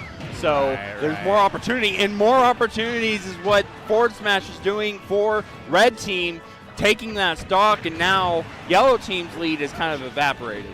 Yeah, but, you know, still closing out Beastly's stock there. Percents are even, stocks are even. I think it's just a matter of who can take their stocks first, and, you know, Kazuya answering right back. See, people would think that Kazuya wouldn't be a good doubles character, but, you know, FD and all these guys playing Kazuya makes it look so doable for their character because they're just so good. Right, yeah, and, like, you know, Kazuya's normals are, you know, notably very strong, and he can get away with just, you know, playing some normal Smash and just spamming electric, you know. Normal Kazuya stuff. Yeah. Got an awkward situation here in the corner with Yellow Team just trying to make center stage. Mistah Ping getting a little greedy, getting hit with the banana to F smash, and Squid just chilling on the ledge here, just trying to play, but gets the ledge trump to the back here. Gonna close out that game 2. FD and Beastly moving on to losers finals now. Yeah, FD and Beastly did a really good job of cleaning up the opportunities where they didn't have the lead at the beginning, like slow down, like we need to play our own game, you know, do our own thing. And then they were able to clutch it up and make it back into top 3 of this doubles tournament, which is so stacked at the top end. Oh yeah, no, and then you know, next up they got I believe it's oh gosh, I'm blinking. Let me look at the bracket here. Yeah. Yep. So we got Atreus and Random up next against FD and Beastly. Atreus and Random on the Palutena and Sephiroth, which sounds a little strange, but they've been making it work, and it's been kind of crazy. So yeah, it's going to be very explosive set for sure. Random doing a good job being a stock tank and just holding on to wing for dear life on Sephiroth. You know, get some early stocks. Sephiroth's sword's just so big in doubles. You just got to be very cautious of spacing of your partner. And Random has done such a good job of the spacing with that, so he's not killing Atreus, because, you know, that opportunity is way bigger than what it should be with that character. Yeah, definitely, and yeah, on FD and Beastly, I was wondering if we'll see it, but yeah, we got the double Diddy Kong team this time around.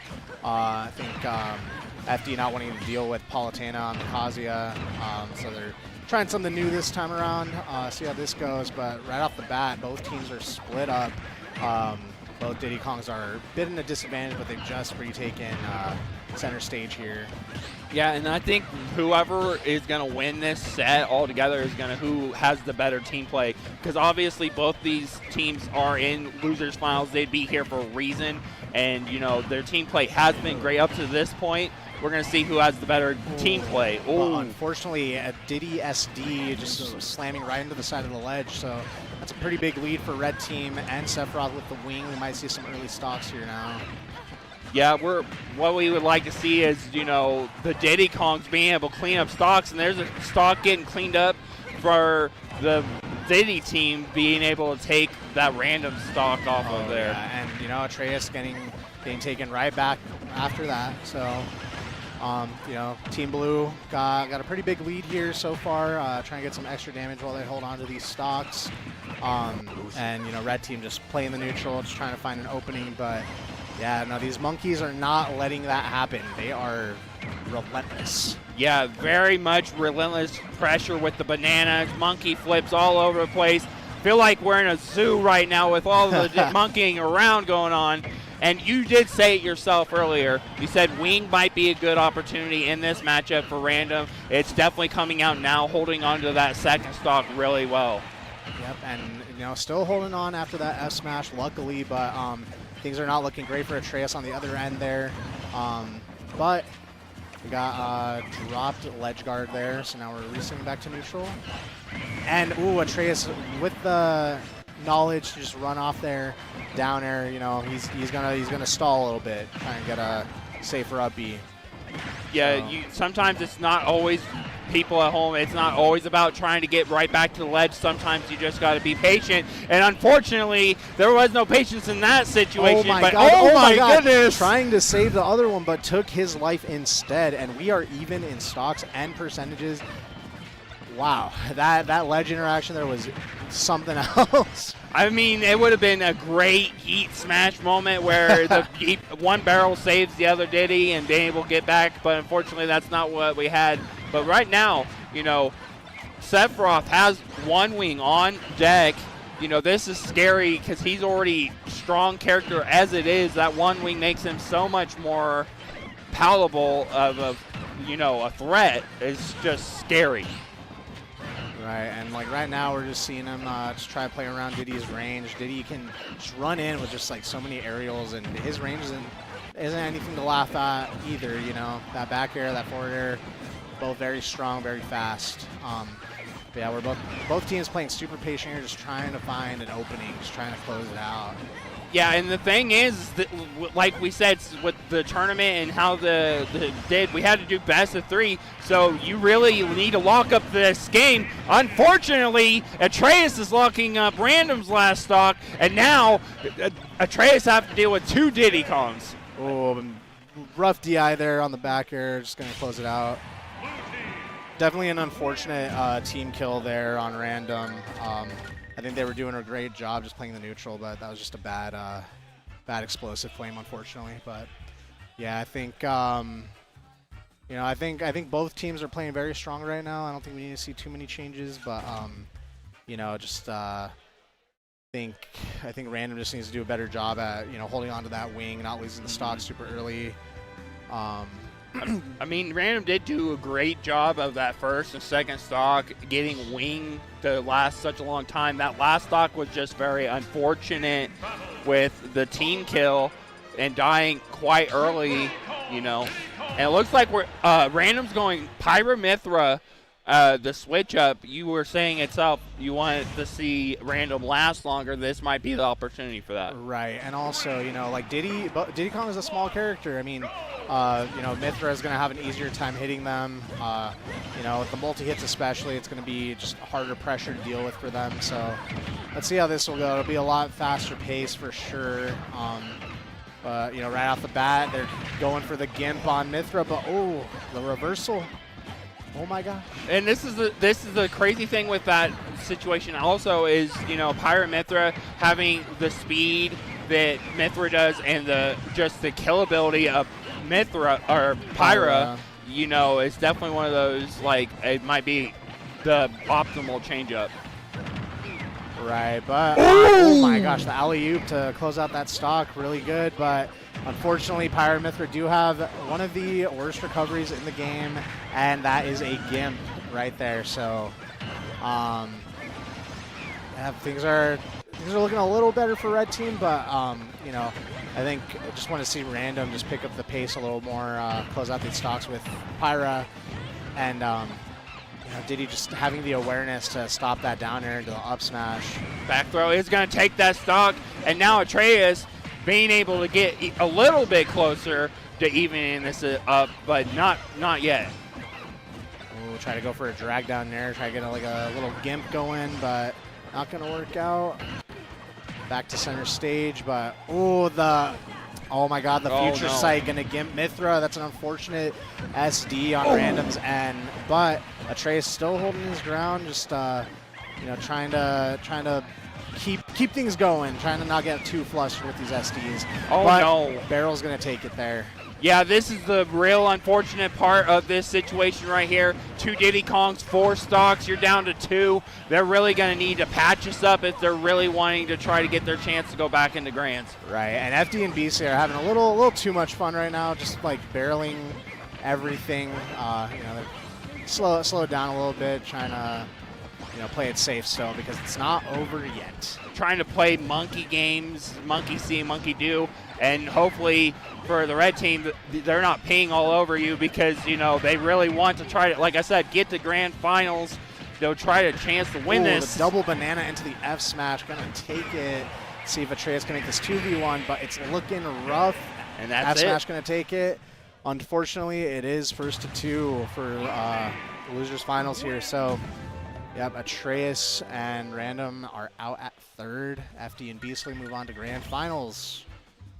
It's going to be a very interesting way to close out our doubles bracket. You know, FD and Beastly definitely wanting to make their run back into that set. They lost quite early for their seed into that. They were definitely should have gotten a little bit further on winner's side, but, you know, they're making it up here.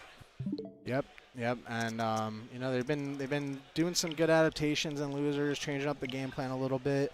I did like the double Diddy Kong. It was really hard to deal with, especially for that team with Palutena and Sephiroth and the Aegis. So, but yeah, Diddy Kong, double Diddy Kong might be the move here. It's probably what we're gonna see in Grands, but yeah, I think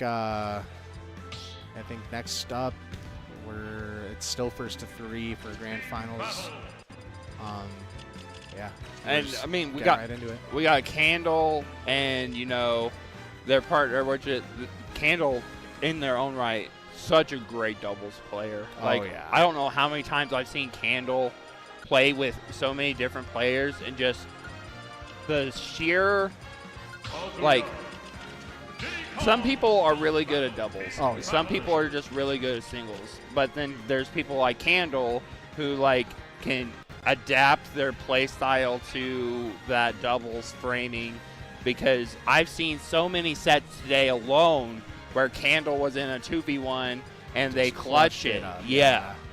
Like, we've seen it here today, guys, where Candle clutches the 2v1 multiple sets, and there's a reason why Temporary Plan and Candle are in grand finals, winner's side. Right, and yeah, Candle doing a great job on the Olimar, just you know, playing the slow game plan, just keeping them out of the zone. But you know, not to discredit Temporary Plan either. Temporary Plan's doing a great job. Yeah. You know, his use of all 3 of the characters on Pokemon Trainer is very impressive. He understands the situations very well. You know, when he's at high percent, takes Charizard out, is able to close out stocks pretty easily, uses the armor on upbeat, you know, for some really good reversals.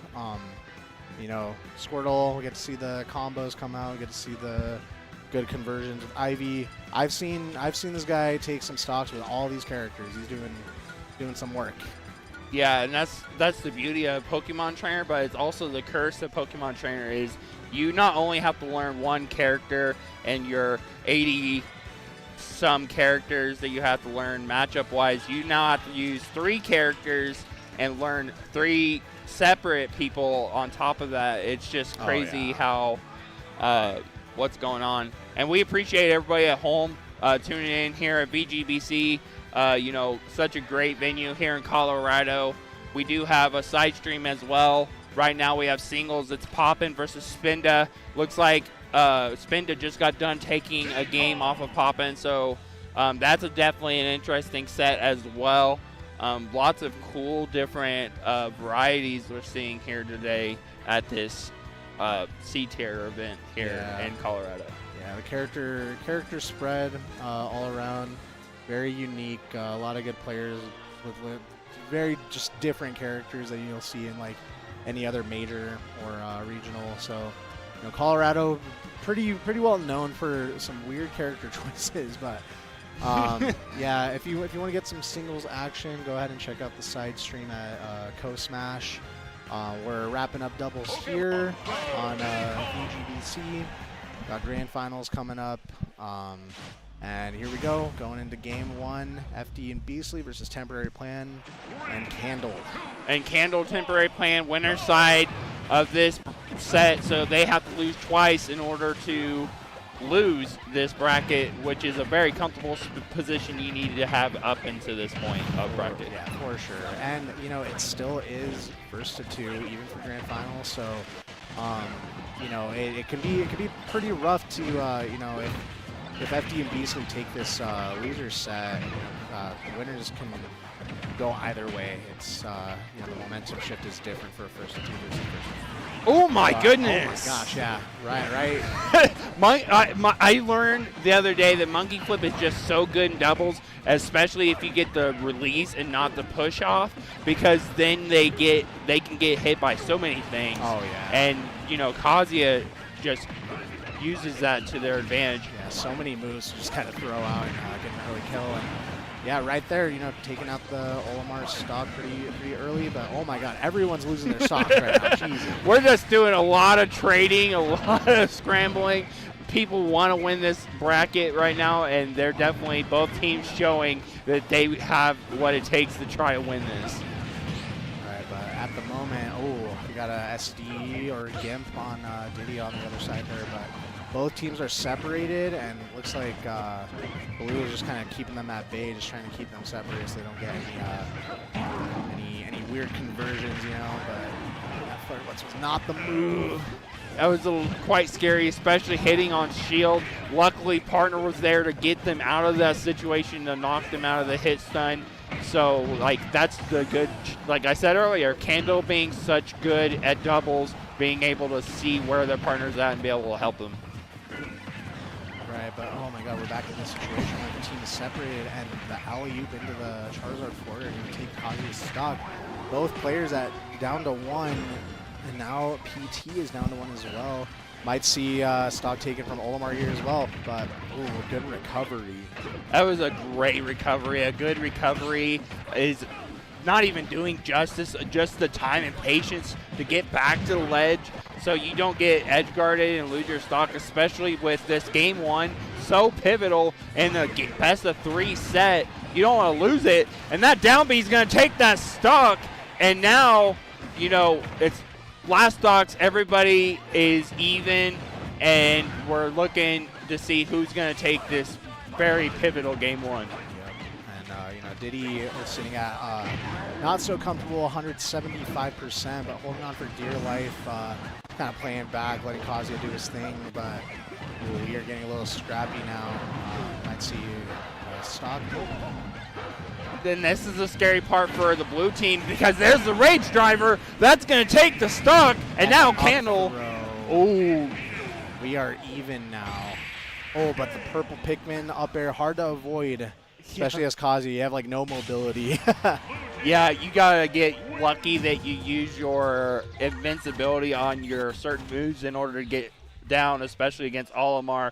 But Candle and Temporary Plan 1 game away from winning doubles here at Afterglow in Colorado. Yeah, they're looking pretty promising, but that game was still pretty close. So let's see how FD and Beasley answer in this game too. I believe we're sticking to the Diddy and Kazuya, so feeling confident in the team comp at least. Let's see how this game 2 plays out now. Yeah, I can agree with the comp was a good situation because it wasn't so much they lost because the comp wasn't working. They lost because Kazuya died that early stock, his first stock, and then Diddy died to that barrel gimp real early as well. So unfortunately, that was not the trades they wanted on that game 1. Right, and right off the bat, got some edge guard shenanigans going on with FD and Temporary Plan on the other side, while Beasley's just holding down Candle, trying to get the stock going. But we are playing the corner, trying to close something out. Everyone's at kill percent here. This is real scrappy. We're gonna see who can take it. There's that rage driver, could be the clutch moment. Oh my goodness, Both that was stocks taken. Just a trade, sure. Yeah, let's do it. Oh, but some big damage with the double up smash with Olimar, but the rage drive gonna throw him out of there, get him out. Yeah, you just kind of have to choke slam that little space pirate sometimes just to make sure he dies. But it's looking good for Yellow Team. Beasley doing a good job keeping that stock 100 and whatever percent they're at. Quite big.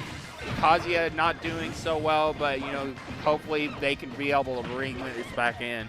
Right, and just Temporary Plan doing a good job keeping Kazuya off stage here, keeping him in the corner. But just like that, center stage, and both blue team in a rough situation.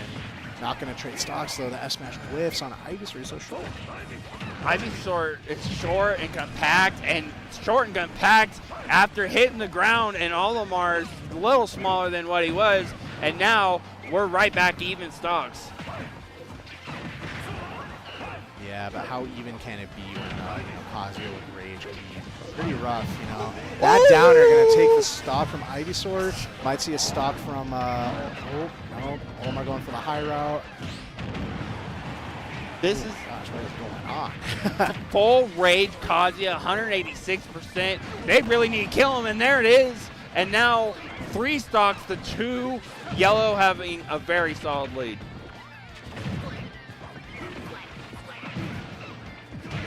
Electric into the up smash, going to take that stock, and we have a huge lead for Yellow. Electric to back here, going to close it out. Wow. And look at that, 3 stocks under 50% each. They were cooking it up that game. And here we go, game 3. Will FD and Beasley reset the bracket, or will Temporary Plan and Candle close it out for doubles here? Yeah, we're really Beasley and FD did such a good job with adaptation on that game 2. Like you said, in game 1, they just were so close in winning that game 1. It was just the little nuances that they had to change up in order to win that game 2. Right. All right, game 3 here, staying to good old PS2. Right off the bat, we got a good combo from Olimar, and Diddy answering right back with a combo of his own. But, oh my gosh. Yeah, this is just a lot of combo game. Obviously, Candle and Temporary Plan want to win it because they don't want to have to play these guys another set. They want to win it right now if they can, and they're doing a real good job on that. Kazuya already at 90%. Yeah, but Kazuya with the rage drive, he could take an early stock here. That up smash could have been punishable, but just barely clips him with that dead at 70. That's going to be huge for Yellow Team here. But Kazuya is off stage. He's going to take his sweet time getting back while Diddy struggles with the Charizard. Yeah, and, rage drive, early stocks. Oh, that's unfortunate. Yeah. You killing your opponent, and then, Diddy's still alive, unfortunately. That is not the trade you want to see if you're trying to win this in one set. Man in there, but not going to convert. Instead, losing the stock. And Charizard grabbing Kazuya off stage. But got a little reversal there. Yellow Team trying to take the center stage now. Yeah, yellow team's definitely doing a good job of when one of the teammates are in a pressure situation. They do a good job of helping, and unfortunately, I'm putting my foot in my mouth on that situation because FD was in a bad situation and Beasley was not able to cover. Yeah, but you know, Beasley answers back the banana to F smash, closing out that stock. Things are looking pretty even. Olamar's off stage. Diddy's ready to cover whatever, but oh my God, we're just bursting on in there. Yeah, and this is the thing for yellow team. They really need to get that candle stock because Olimar can put the damage on, and putting the damage on they are. It's 82% and climbing on Kazuya, and that is not what you want to do as the yellow team. It looks like oh my God, that was an insane tech from Kazuya, but unfortunately does not have the resources to cover after that. And we are in a 2v1, but this is not impossible. Kazuya can take these stocks pretty easily if he gets the right opening, but staying off stage is not the answer, especially with this yellow Pikmin, just keeping him at bay. Yeah, Oh. This is the thing. You really need to, and in my eyes, as a doubles player, you got to take that Olimar stock, and there it is. And now, you know, 2v1, Olimar on last stock, Charizard high percent, definitely in the range of being able to be done. Right, and you know, Olamar's racking up the percent pretty quickly already. Charizard at kill percent, anything can kill him here. But he's just having a hard time finding that center stage to be able to play his game. Oh, but he gets the electric. Oh, does not get the confirm though. That could have been huge. Here we are back in the corner. Olamar's scary. Oh, down tilt not going to confirm. This is scary for Kazuya.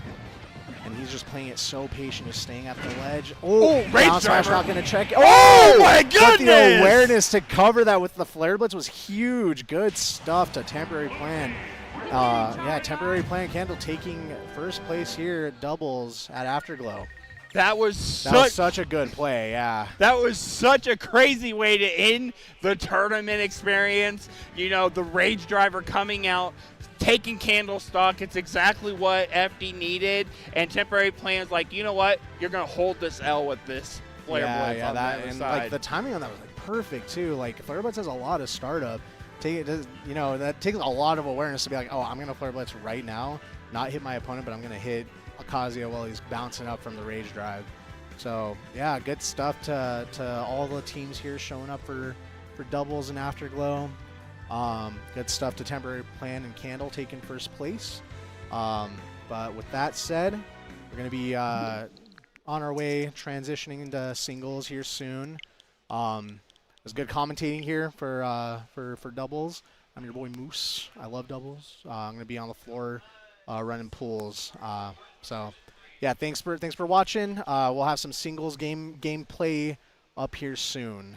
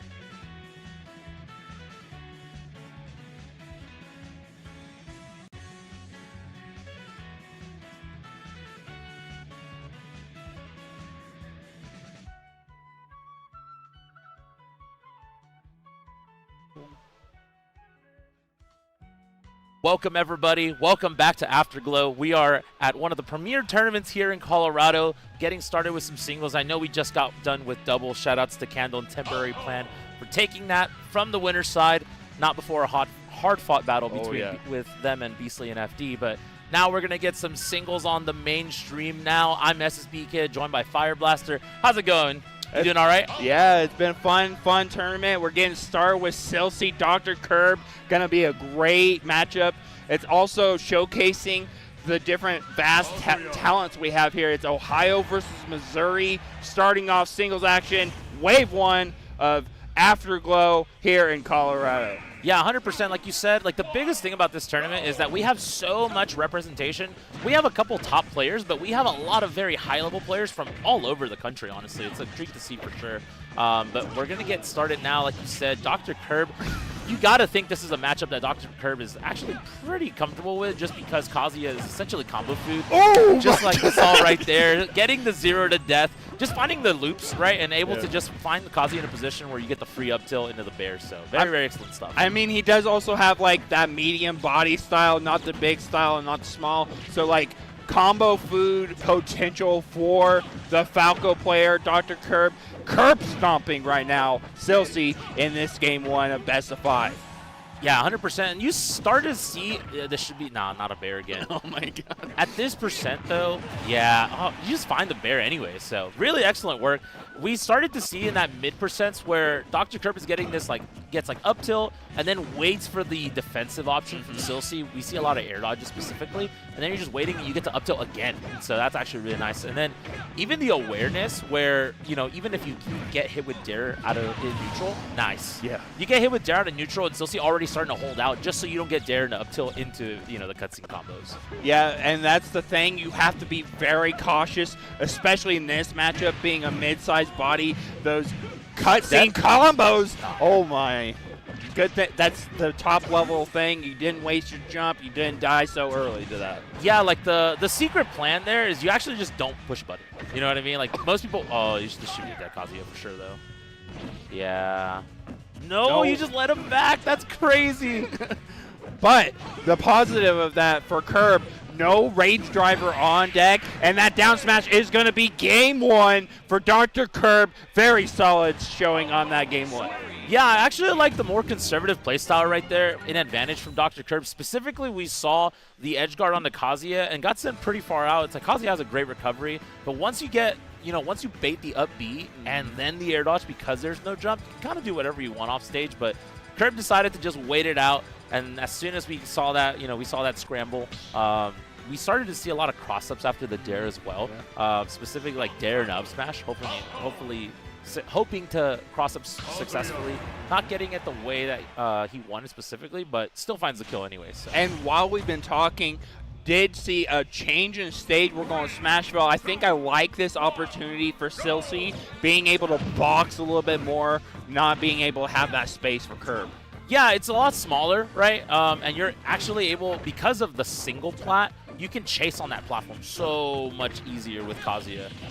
The one saving grace that Curb does have in this counter pick is that the top is a little bit bigger, so you're able to live electric up smash, maybe like another 10 or 15%, if that. So obviously once Rage becomes a factor, you start forgetting about it, but it doesn't matter because these edge guards are on point. Kazuya has a pretty strong option, obviously has like strong options that wake up from ledge, but Dr. Curb not even letting Silsey get to ledge. So yeah, and Dr. Curb is just doing their thing to start out both games. Game 1 was a 0 to death. This next game's been 12% at the start, and we're still rolling right now. Man, when is this gonna stop? There's another stock, 0 to death, and now Curb 12%. That's it. Yeah, I was about to be like, man, Curb had a really nice combo going, and then Silsey fell out of the nair, but regardless, he still found everything he wanted and more. The regrab after the drag down, excellent work. This is a very quick game. If you check the score, check the time. Oh my God, the tech right there, excellent work, and gets the command grab. Might as well. Consolation stock potentially, but this is Kazuya who can rack up a ton of damage, but Falco, yeah, that's a mix-up and a half right there. Obviously at those like early to mid percents, you know, we get up throw in the back air from Falco. Yeah. But at those high percents, you have to DI away from the laser, because if the laser connects, like, you pretty much guarantee an up air at the top. It doesn't matter what percent you are at that point. It's just going to kill. So. Man. Curb is making a point of why they have that doctorate in Falco economics right now, putting on a show right now, looking to seal their winner side of Top Cut. Yeah, 100%. And then obviously, you know, the platform layout, Silsey probably imagines that this is something that's going to work out regardless. Now we just opt for a little bit more real estate here with this Hollow Bastion pick. So, but regardless, it's like the opening. Dr. Curb just gets so much momentum off of the opening. Wake Up Electric, excellent work. Gets the double nairs. That was good DI, I'm pretty sure. Still dead. Oh, yeah.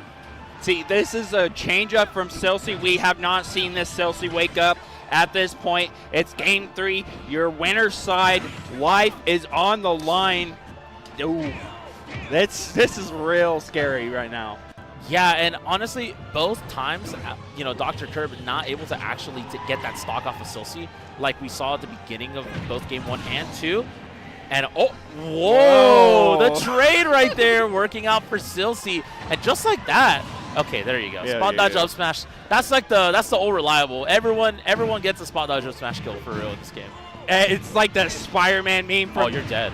Family Guy. Everybody gets one, and this might be the one game Silsey might get, and that back air is going to seal it 1% from the blast zone, dealing it on that stock, and now Silsey's on the board with that game. The biggest thing that I feel like changed right there is that game 1 and game 2, we saw Dr. Curb get that 0 to 70 and then force Silsey off ledge and off stage. And we saw Dr. Curb get kills both game 1 and game 2 off. Yeah. Game 3, we don't see that immediate kill, and then like Silsey just gets up, electrics, and then just brings it all the way back and just has a statement game 3. Yeah, I think a lot of that was the neutral play. We're going right back to Smashville. Smashville was a good choice I think for both characters. We saw obviously Dr. Curb do his business on that game 2 on this specific stage, and right now it's looking pretty even. Yeah, I actually like Dr. Curb respecting Silsey at the ledge, respecting the wake-up options actually, and then trying to get a punish, and just like that, opening stock. We didn't see the kill off of the first edge guard. We saw that respect. You know, Dr. Curb decided to fade back and then wait for the option from Kazuya, and then punished and then got the kill. So, you know, a little bit of slight adjustments to the offense from Dr. Curb, working out in his favor so well right here. Continuing the combo off stage, gets the dare, doesn't work, tries to get another follow-up. No one home for that forward air, and just like that, you just get reversed anyways at the magic percent though. Still pretty good right here for Silsey though. Can definitely bring this back. Yeah, bringing it back is definitely a Kazuya thing. Electric Wing, God Fist, you know, all that. But we got Rage Driver and Curb, like, he's a doctor. Like I said, you know, he knows. He saw the Rage Driver come on. It's like, I gotta kill you now. Yeah, but just like that, we're gonna get another situation right here, potentially able to get away from that that second follow-up after the second electric. So, excellent work right here. Can we find some magic here from Silsey? Doesn't opt for the drag down, opts for the edge guard instead. Tried to get the reset, it didn't matter. Gets the down air. Excellent work. Even though after we had a statement game 3 from Silsey, Dr. Curb was like, I don't care, man. I still got you right there. I like the decision making at the end right there because it was like mid percents. And at that point, Dr. Curb found himself in a place where he decided to go for just a full fair instead of dragging down and then getting a grab reset. Like, just wanted to end the cutscene combo and decided to opt for the edge guard, which ended up going in his favor anyways. So really, really good awareness right there. Good resilience to kind of just keep holding it down, right? Like, hold it in even after you get blown up game 3. Because most people, when you have a situation like that, they're rattled into game 4, and then you like close your eyes and open them, and you're like, wait, it's game 5. Yeah, and you don't want to get that momentum because you had 2 straight, you know, really, really dominant wins. Silsey wins that game 3, and then that's all the momentum Silsey needs at that point. They roll game 4, game 5. You're like, now I'm in last game for my winner's side. Like, you don't want to be in that situation. Nobody does. Yeah, 100%. Definitely don't want to be in it. But regardless, you know, we're still plowing along, right? We have some more heavy hitters in brackets still, right? And like you mentioned earlier, you know, we have a collection of talent from everywhere. Obviously, like me being from Texas, and then you being from Kansas, right? Obviously, like on the casting side of things, we have people from all over. Obviously, some of the players as well. Some of the people near and dear to me, obviously from the Texas team, right? We have Atomic Beastly. We have Shigura, Jakarot, and then we have Scrublio, who's unranked, but like had a crazy run at the pre-local. Absolutely. Crazy run at the pre-local yesterday. Ended up beating like two New Mexico PR players. Went game 5 against one of the better snakes here in this area, if I'm not mistaken, as well. I forget what their tag was, but, you know, just kind of showing you guys, you know, I'm just saying, Houston unranked, man. Houston unranked. Like, we made a joke about our Houston 0-2ers. Like, shout outs to one of our Houston 0-2ers, plays Falco. Like, well, he's like 2-2er now. He got a lot. He's gotten a lot better. But I remember, like, he was like going 0-2 and then went to Supernova and almost made it out of Phase 1 pools. Bruh. It was like, all right, bro, this is sick for sure. I think we're going to go to a little bit of a break here, yeah? So, you know, waiting for some matches to queue up, right? So stay tuned, though. Don't go anywhere. We'll be right back with more Afterglow action.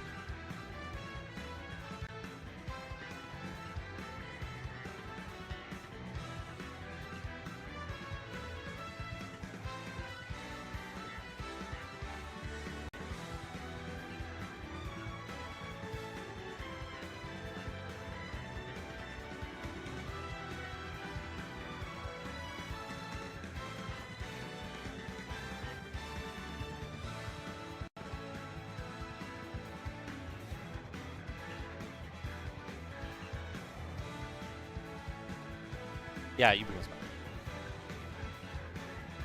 And we're back at Afterglow, Denver, Colorado. Still with you, Fire Blaster SSB Kid, bringing you some more Wave A singles. What are you looking at? Yeah, I'm really excited. I mean, you know, obviously the first set was kind of back and forth, right? We kind of saw blowouts pretty much every game, which was really cool to see.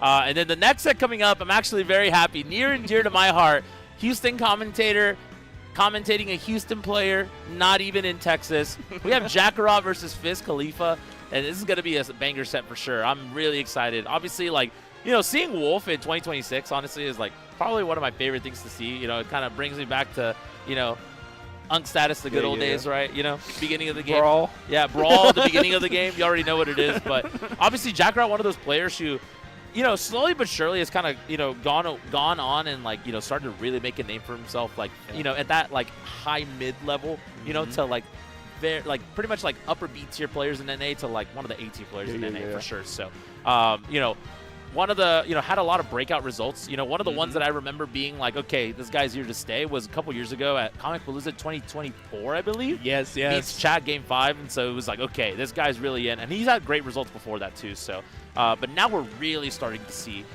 you know, we're starting to see some magic. Yeah. So, Jakarot getting some upsets at Comic Palooza this year as well. So, having a pretty good showing as well. Looking to make a name for himself here out of state, which is one of the things he's starting to do more often now. Like, he was at Flash Flood earlier this year, was at Supernova last year. So looking to continue that trend, you know, starting to make that travel out of state. Yeah. Gonna have to go to Fizz Khalifa first though to make it through this top 32.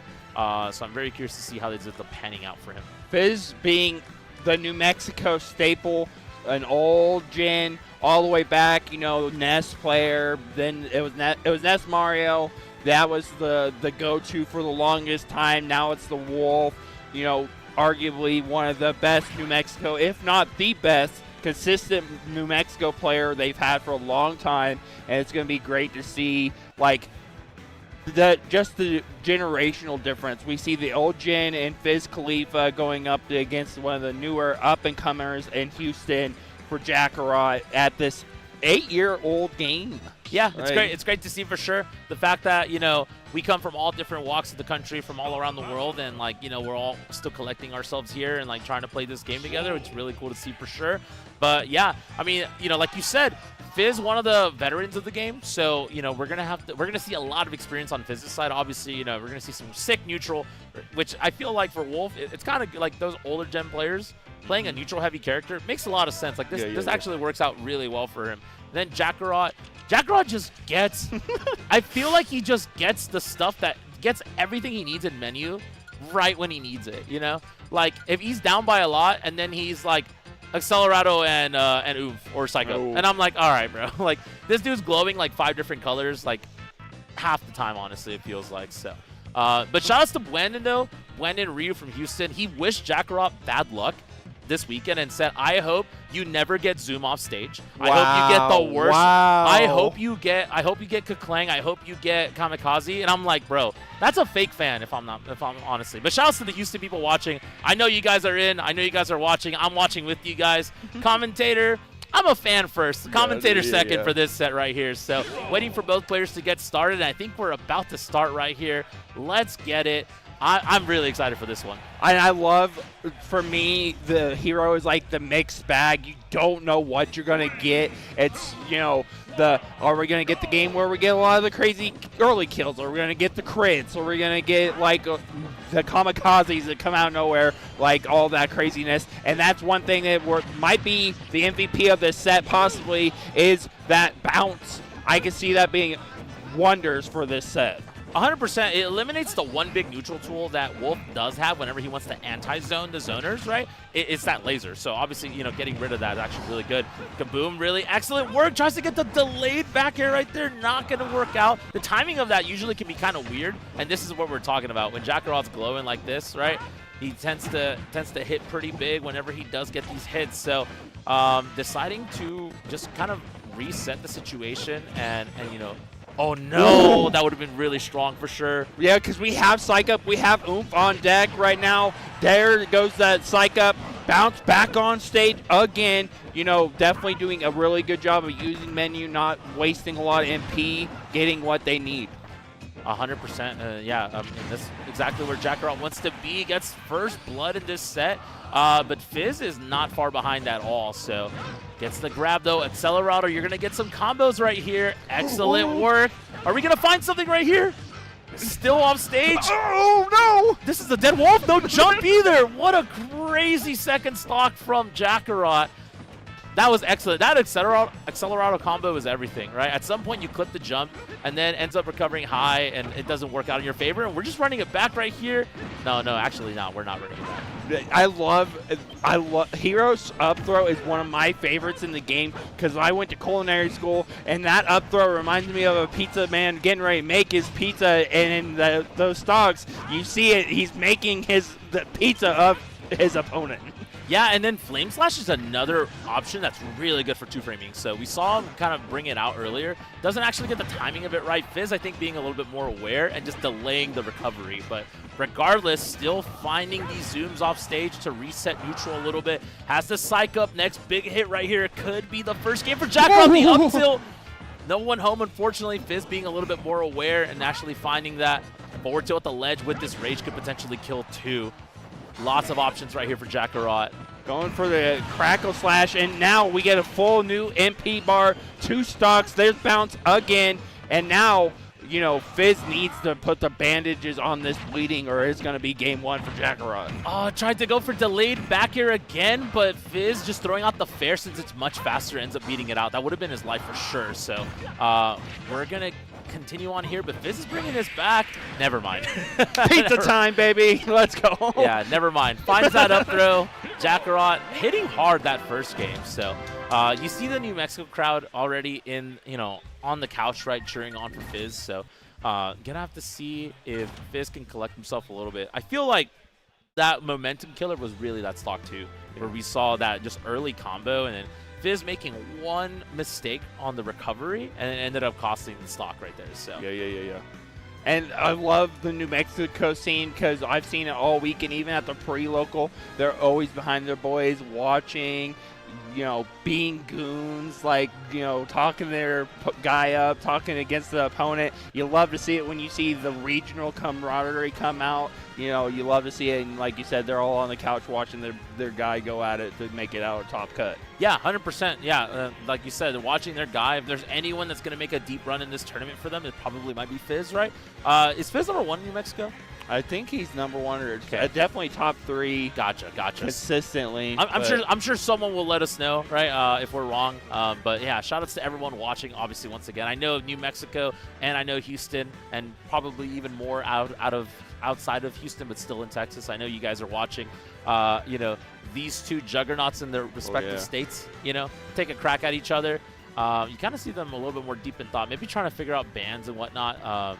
Yeah, I would imagine you're probably going somewhere else, but I'm not really too sure. And you want to take your time on this, like, especially, it's like we've said before, your winner's life.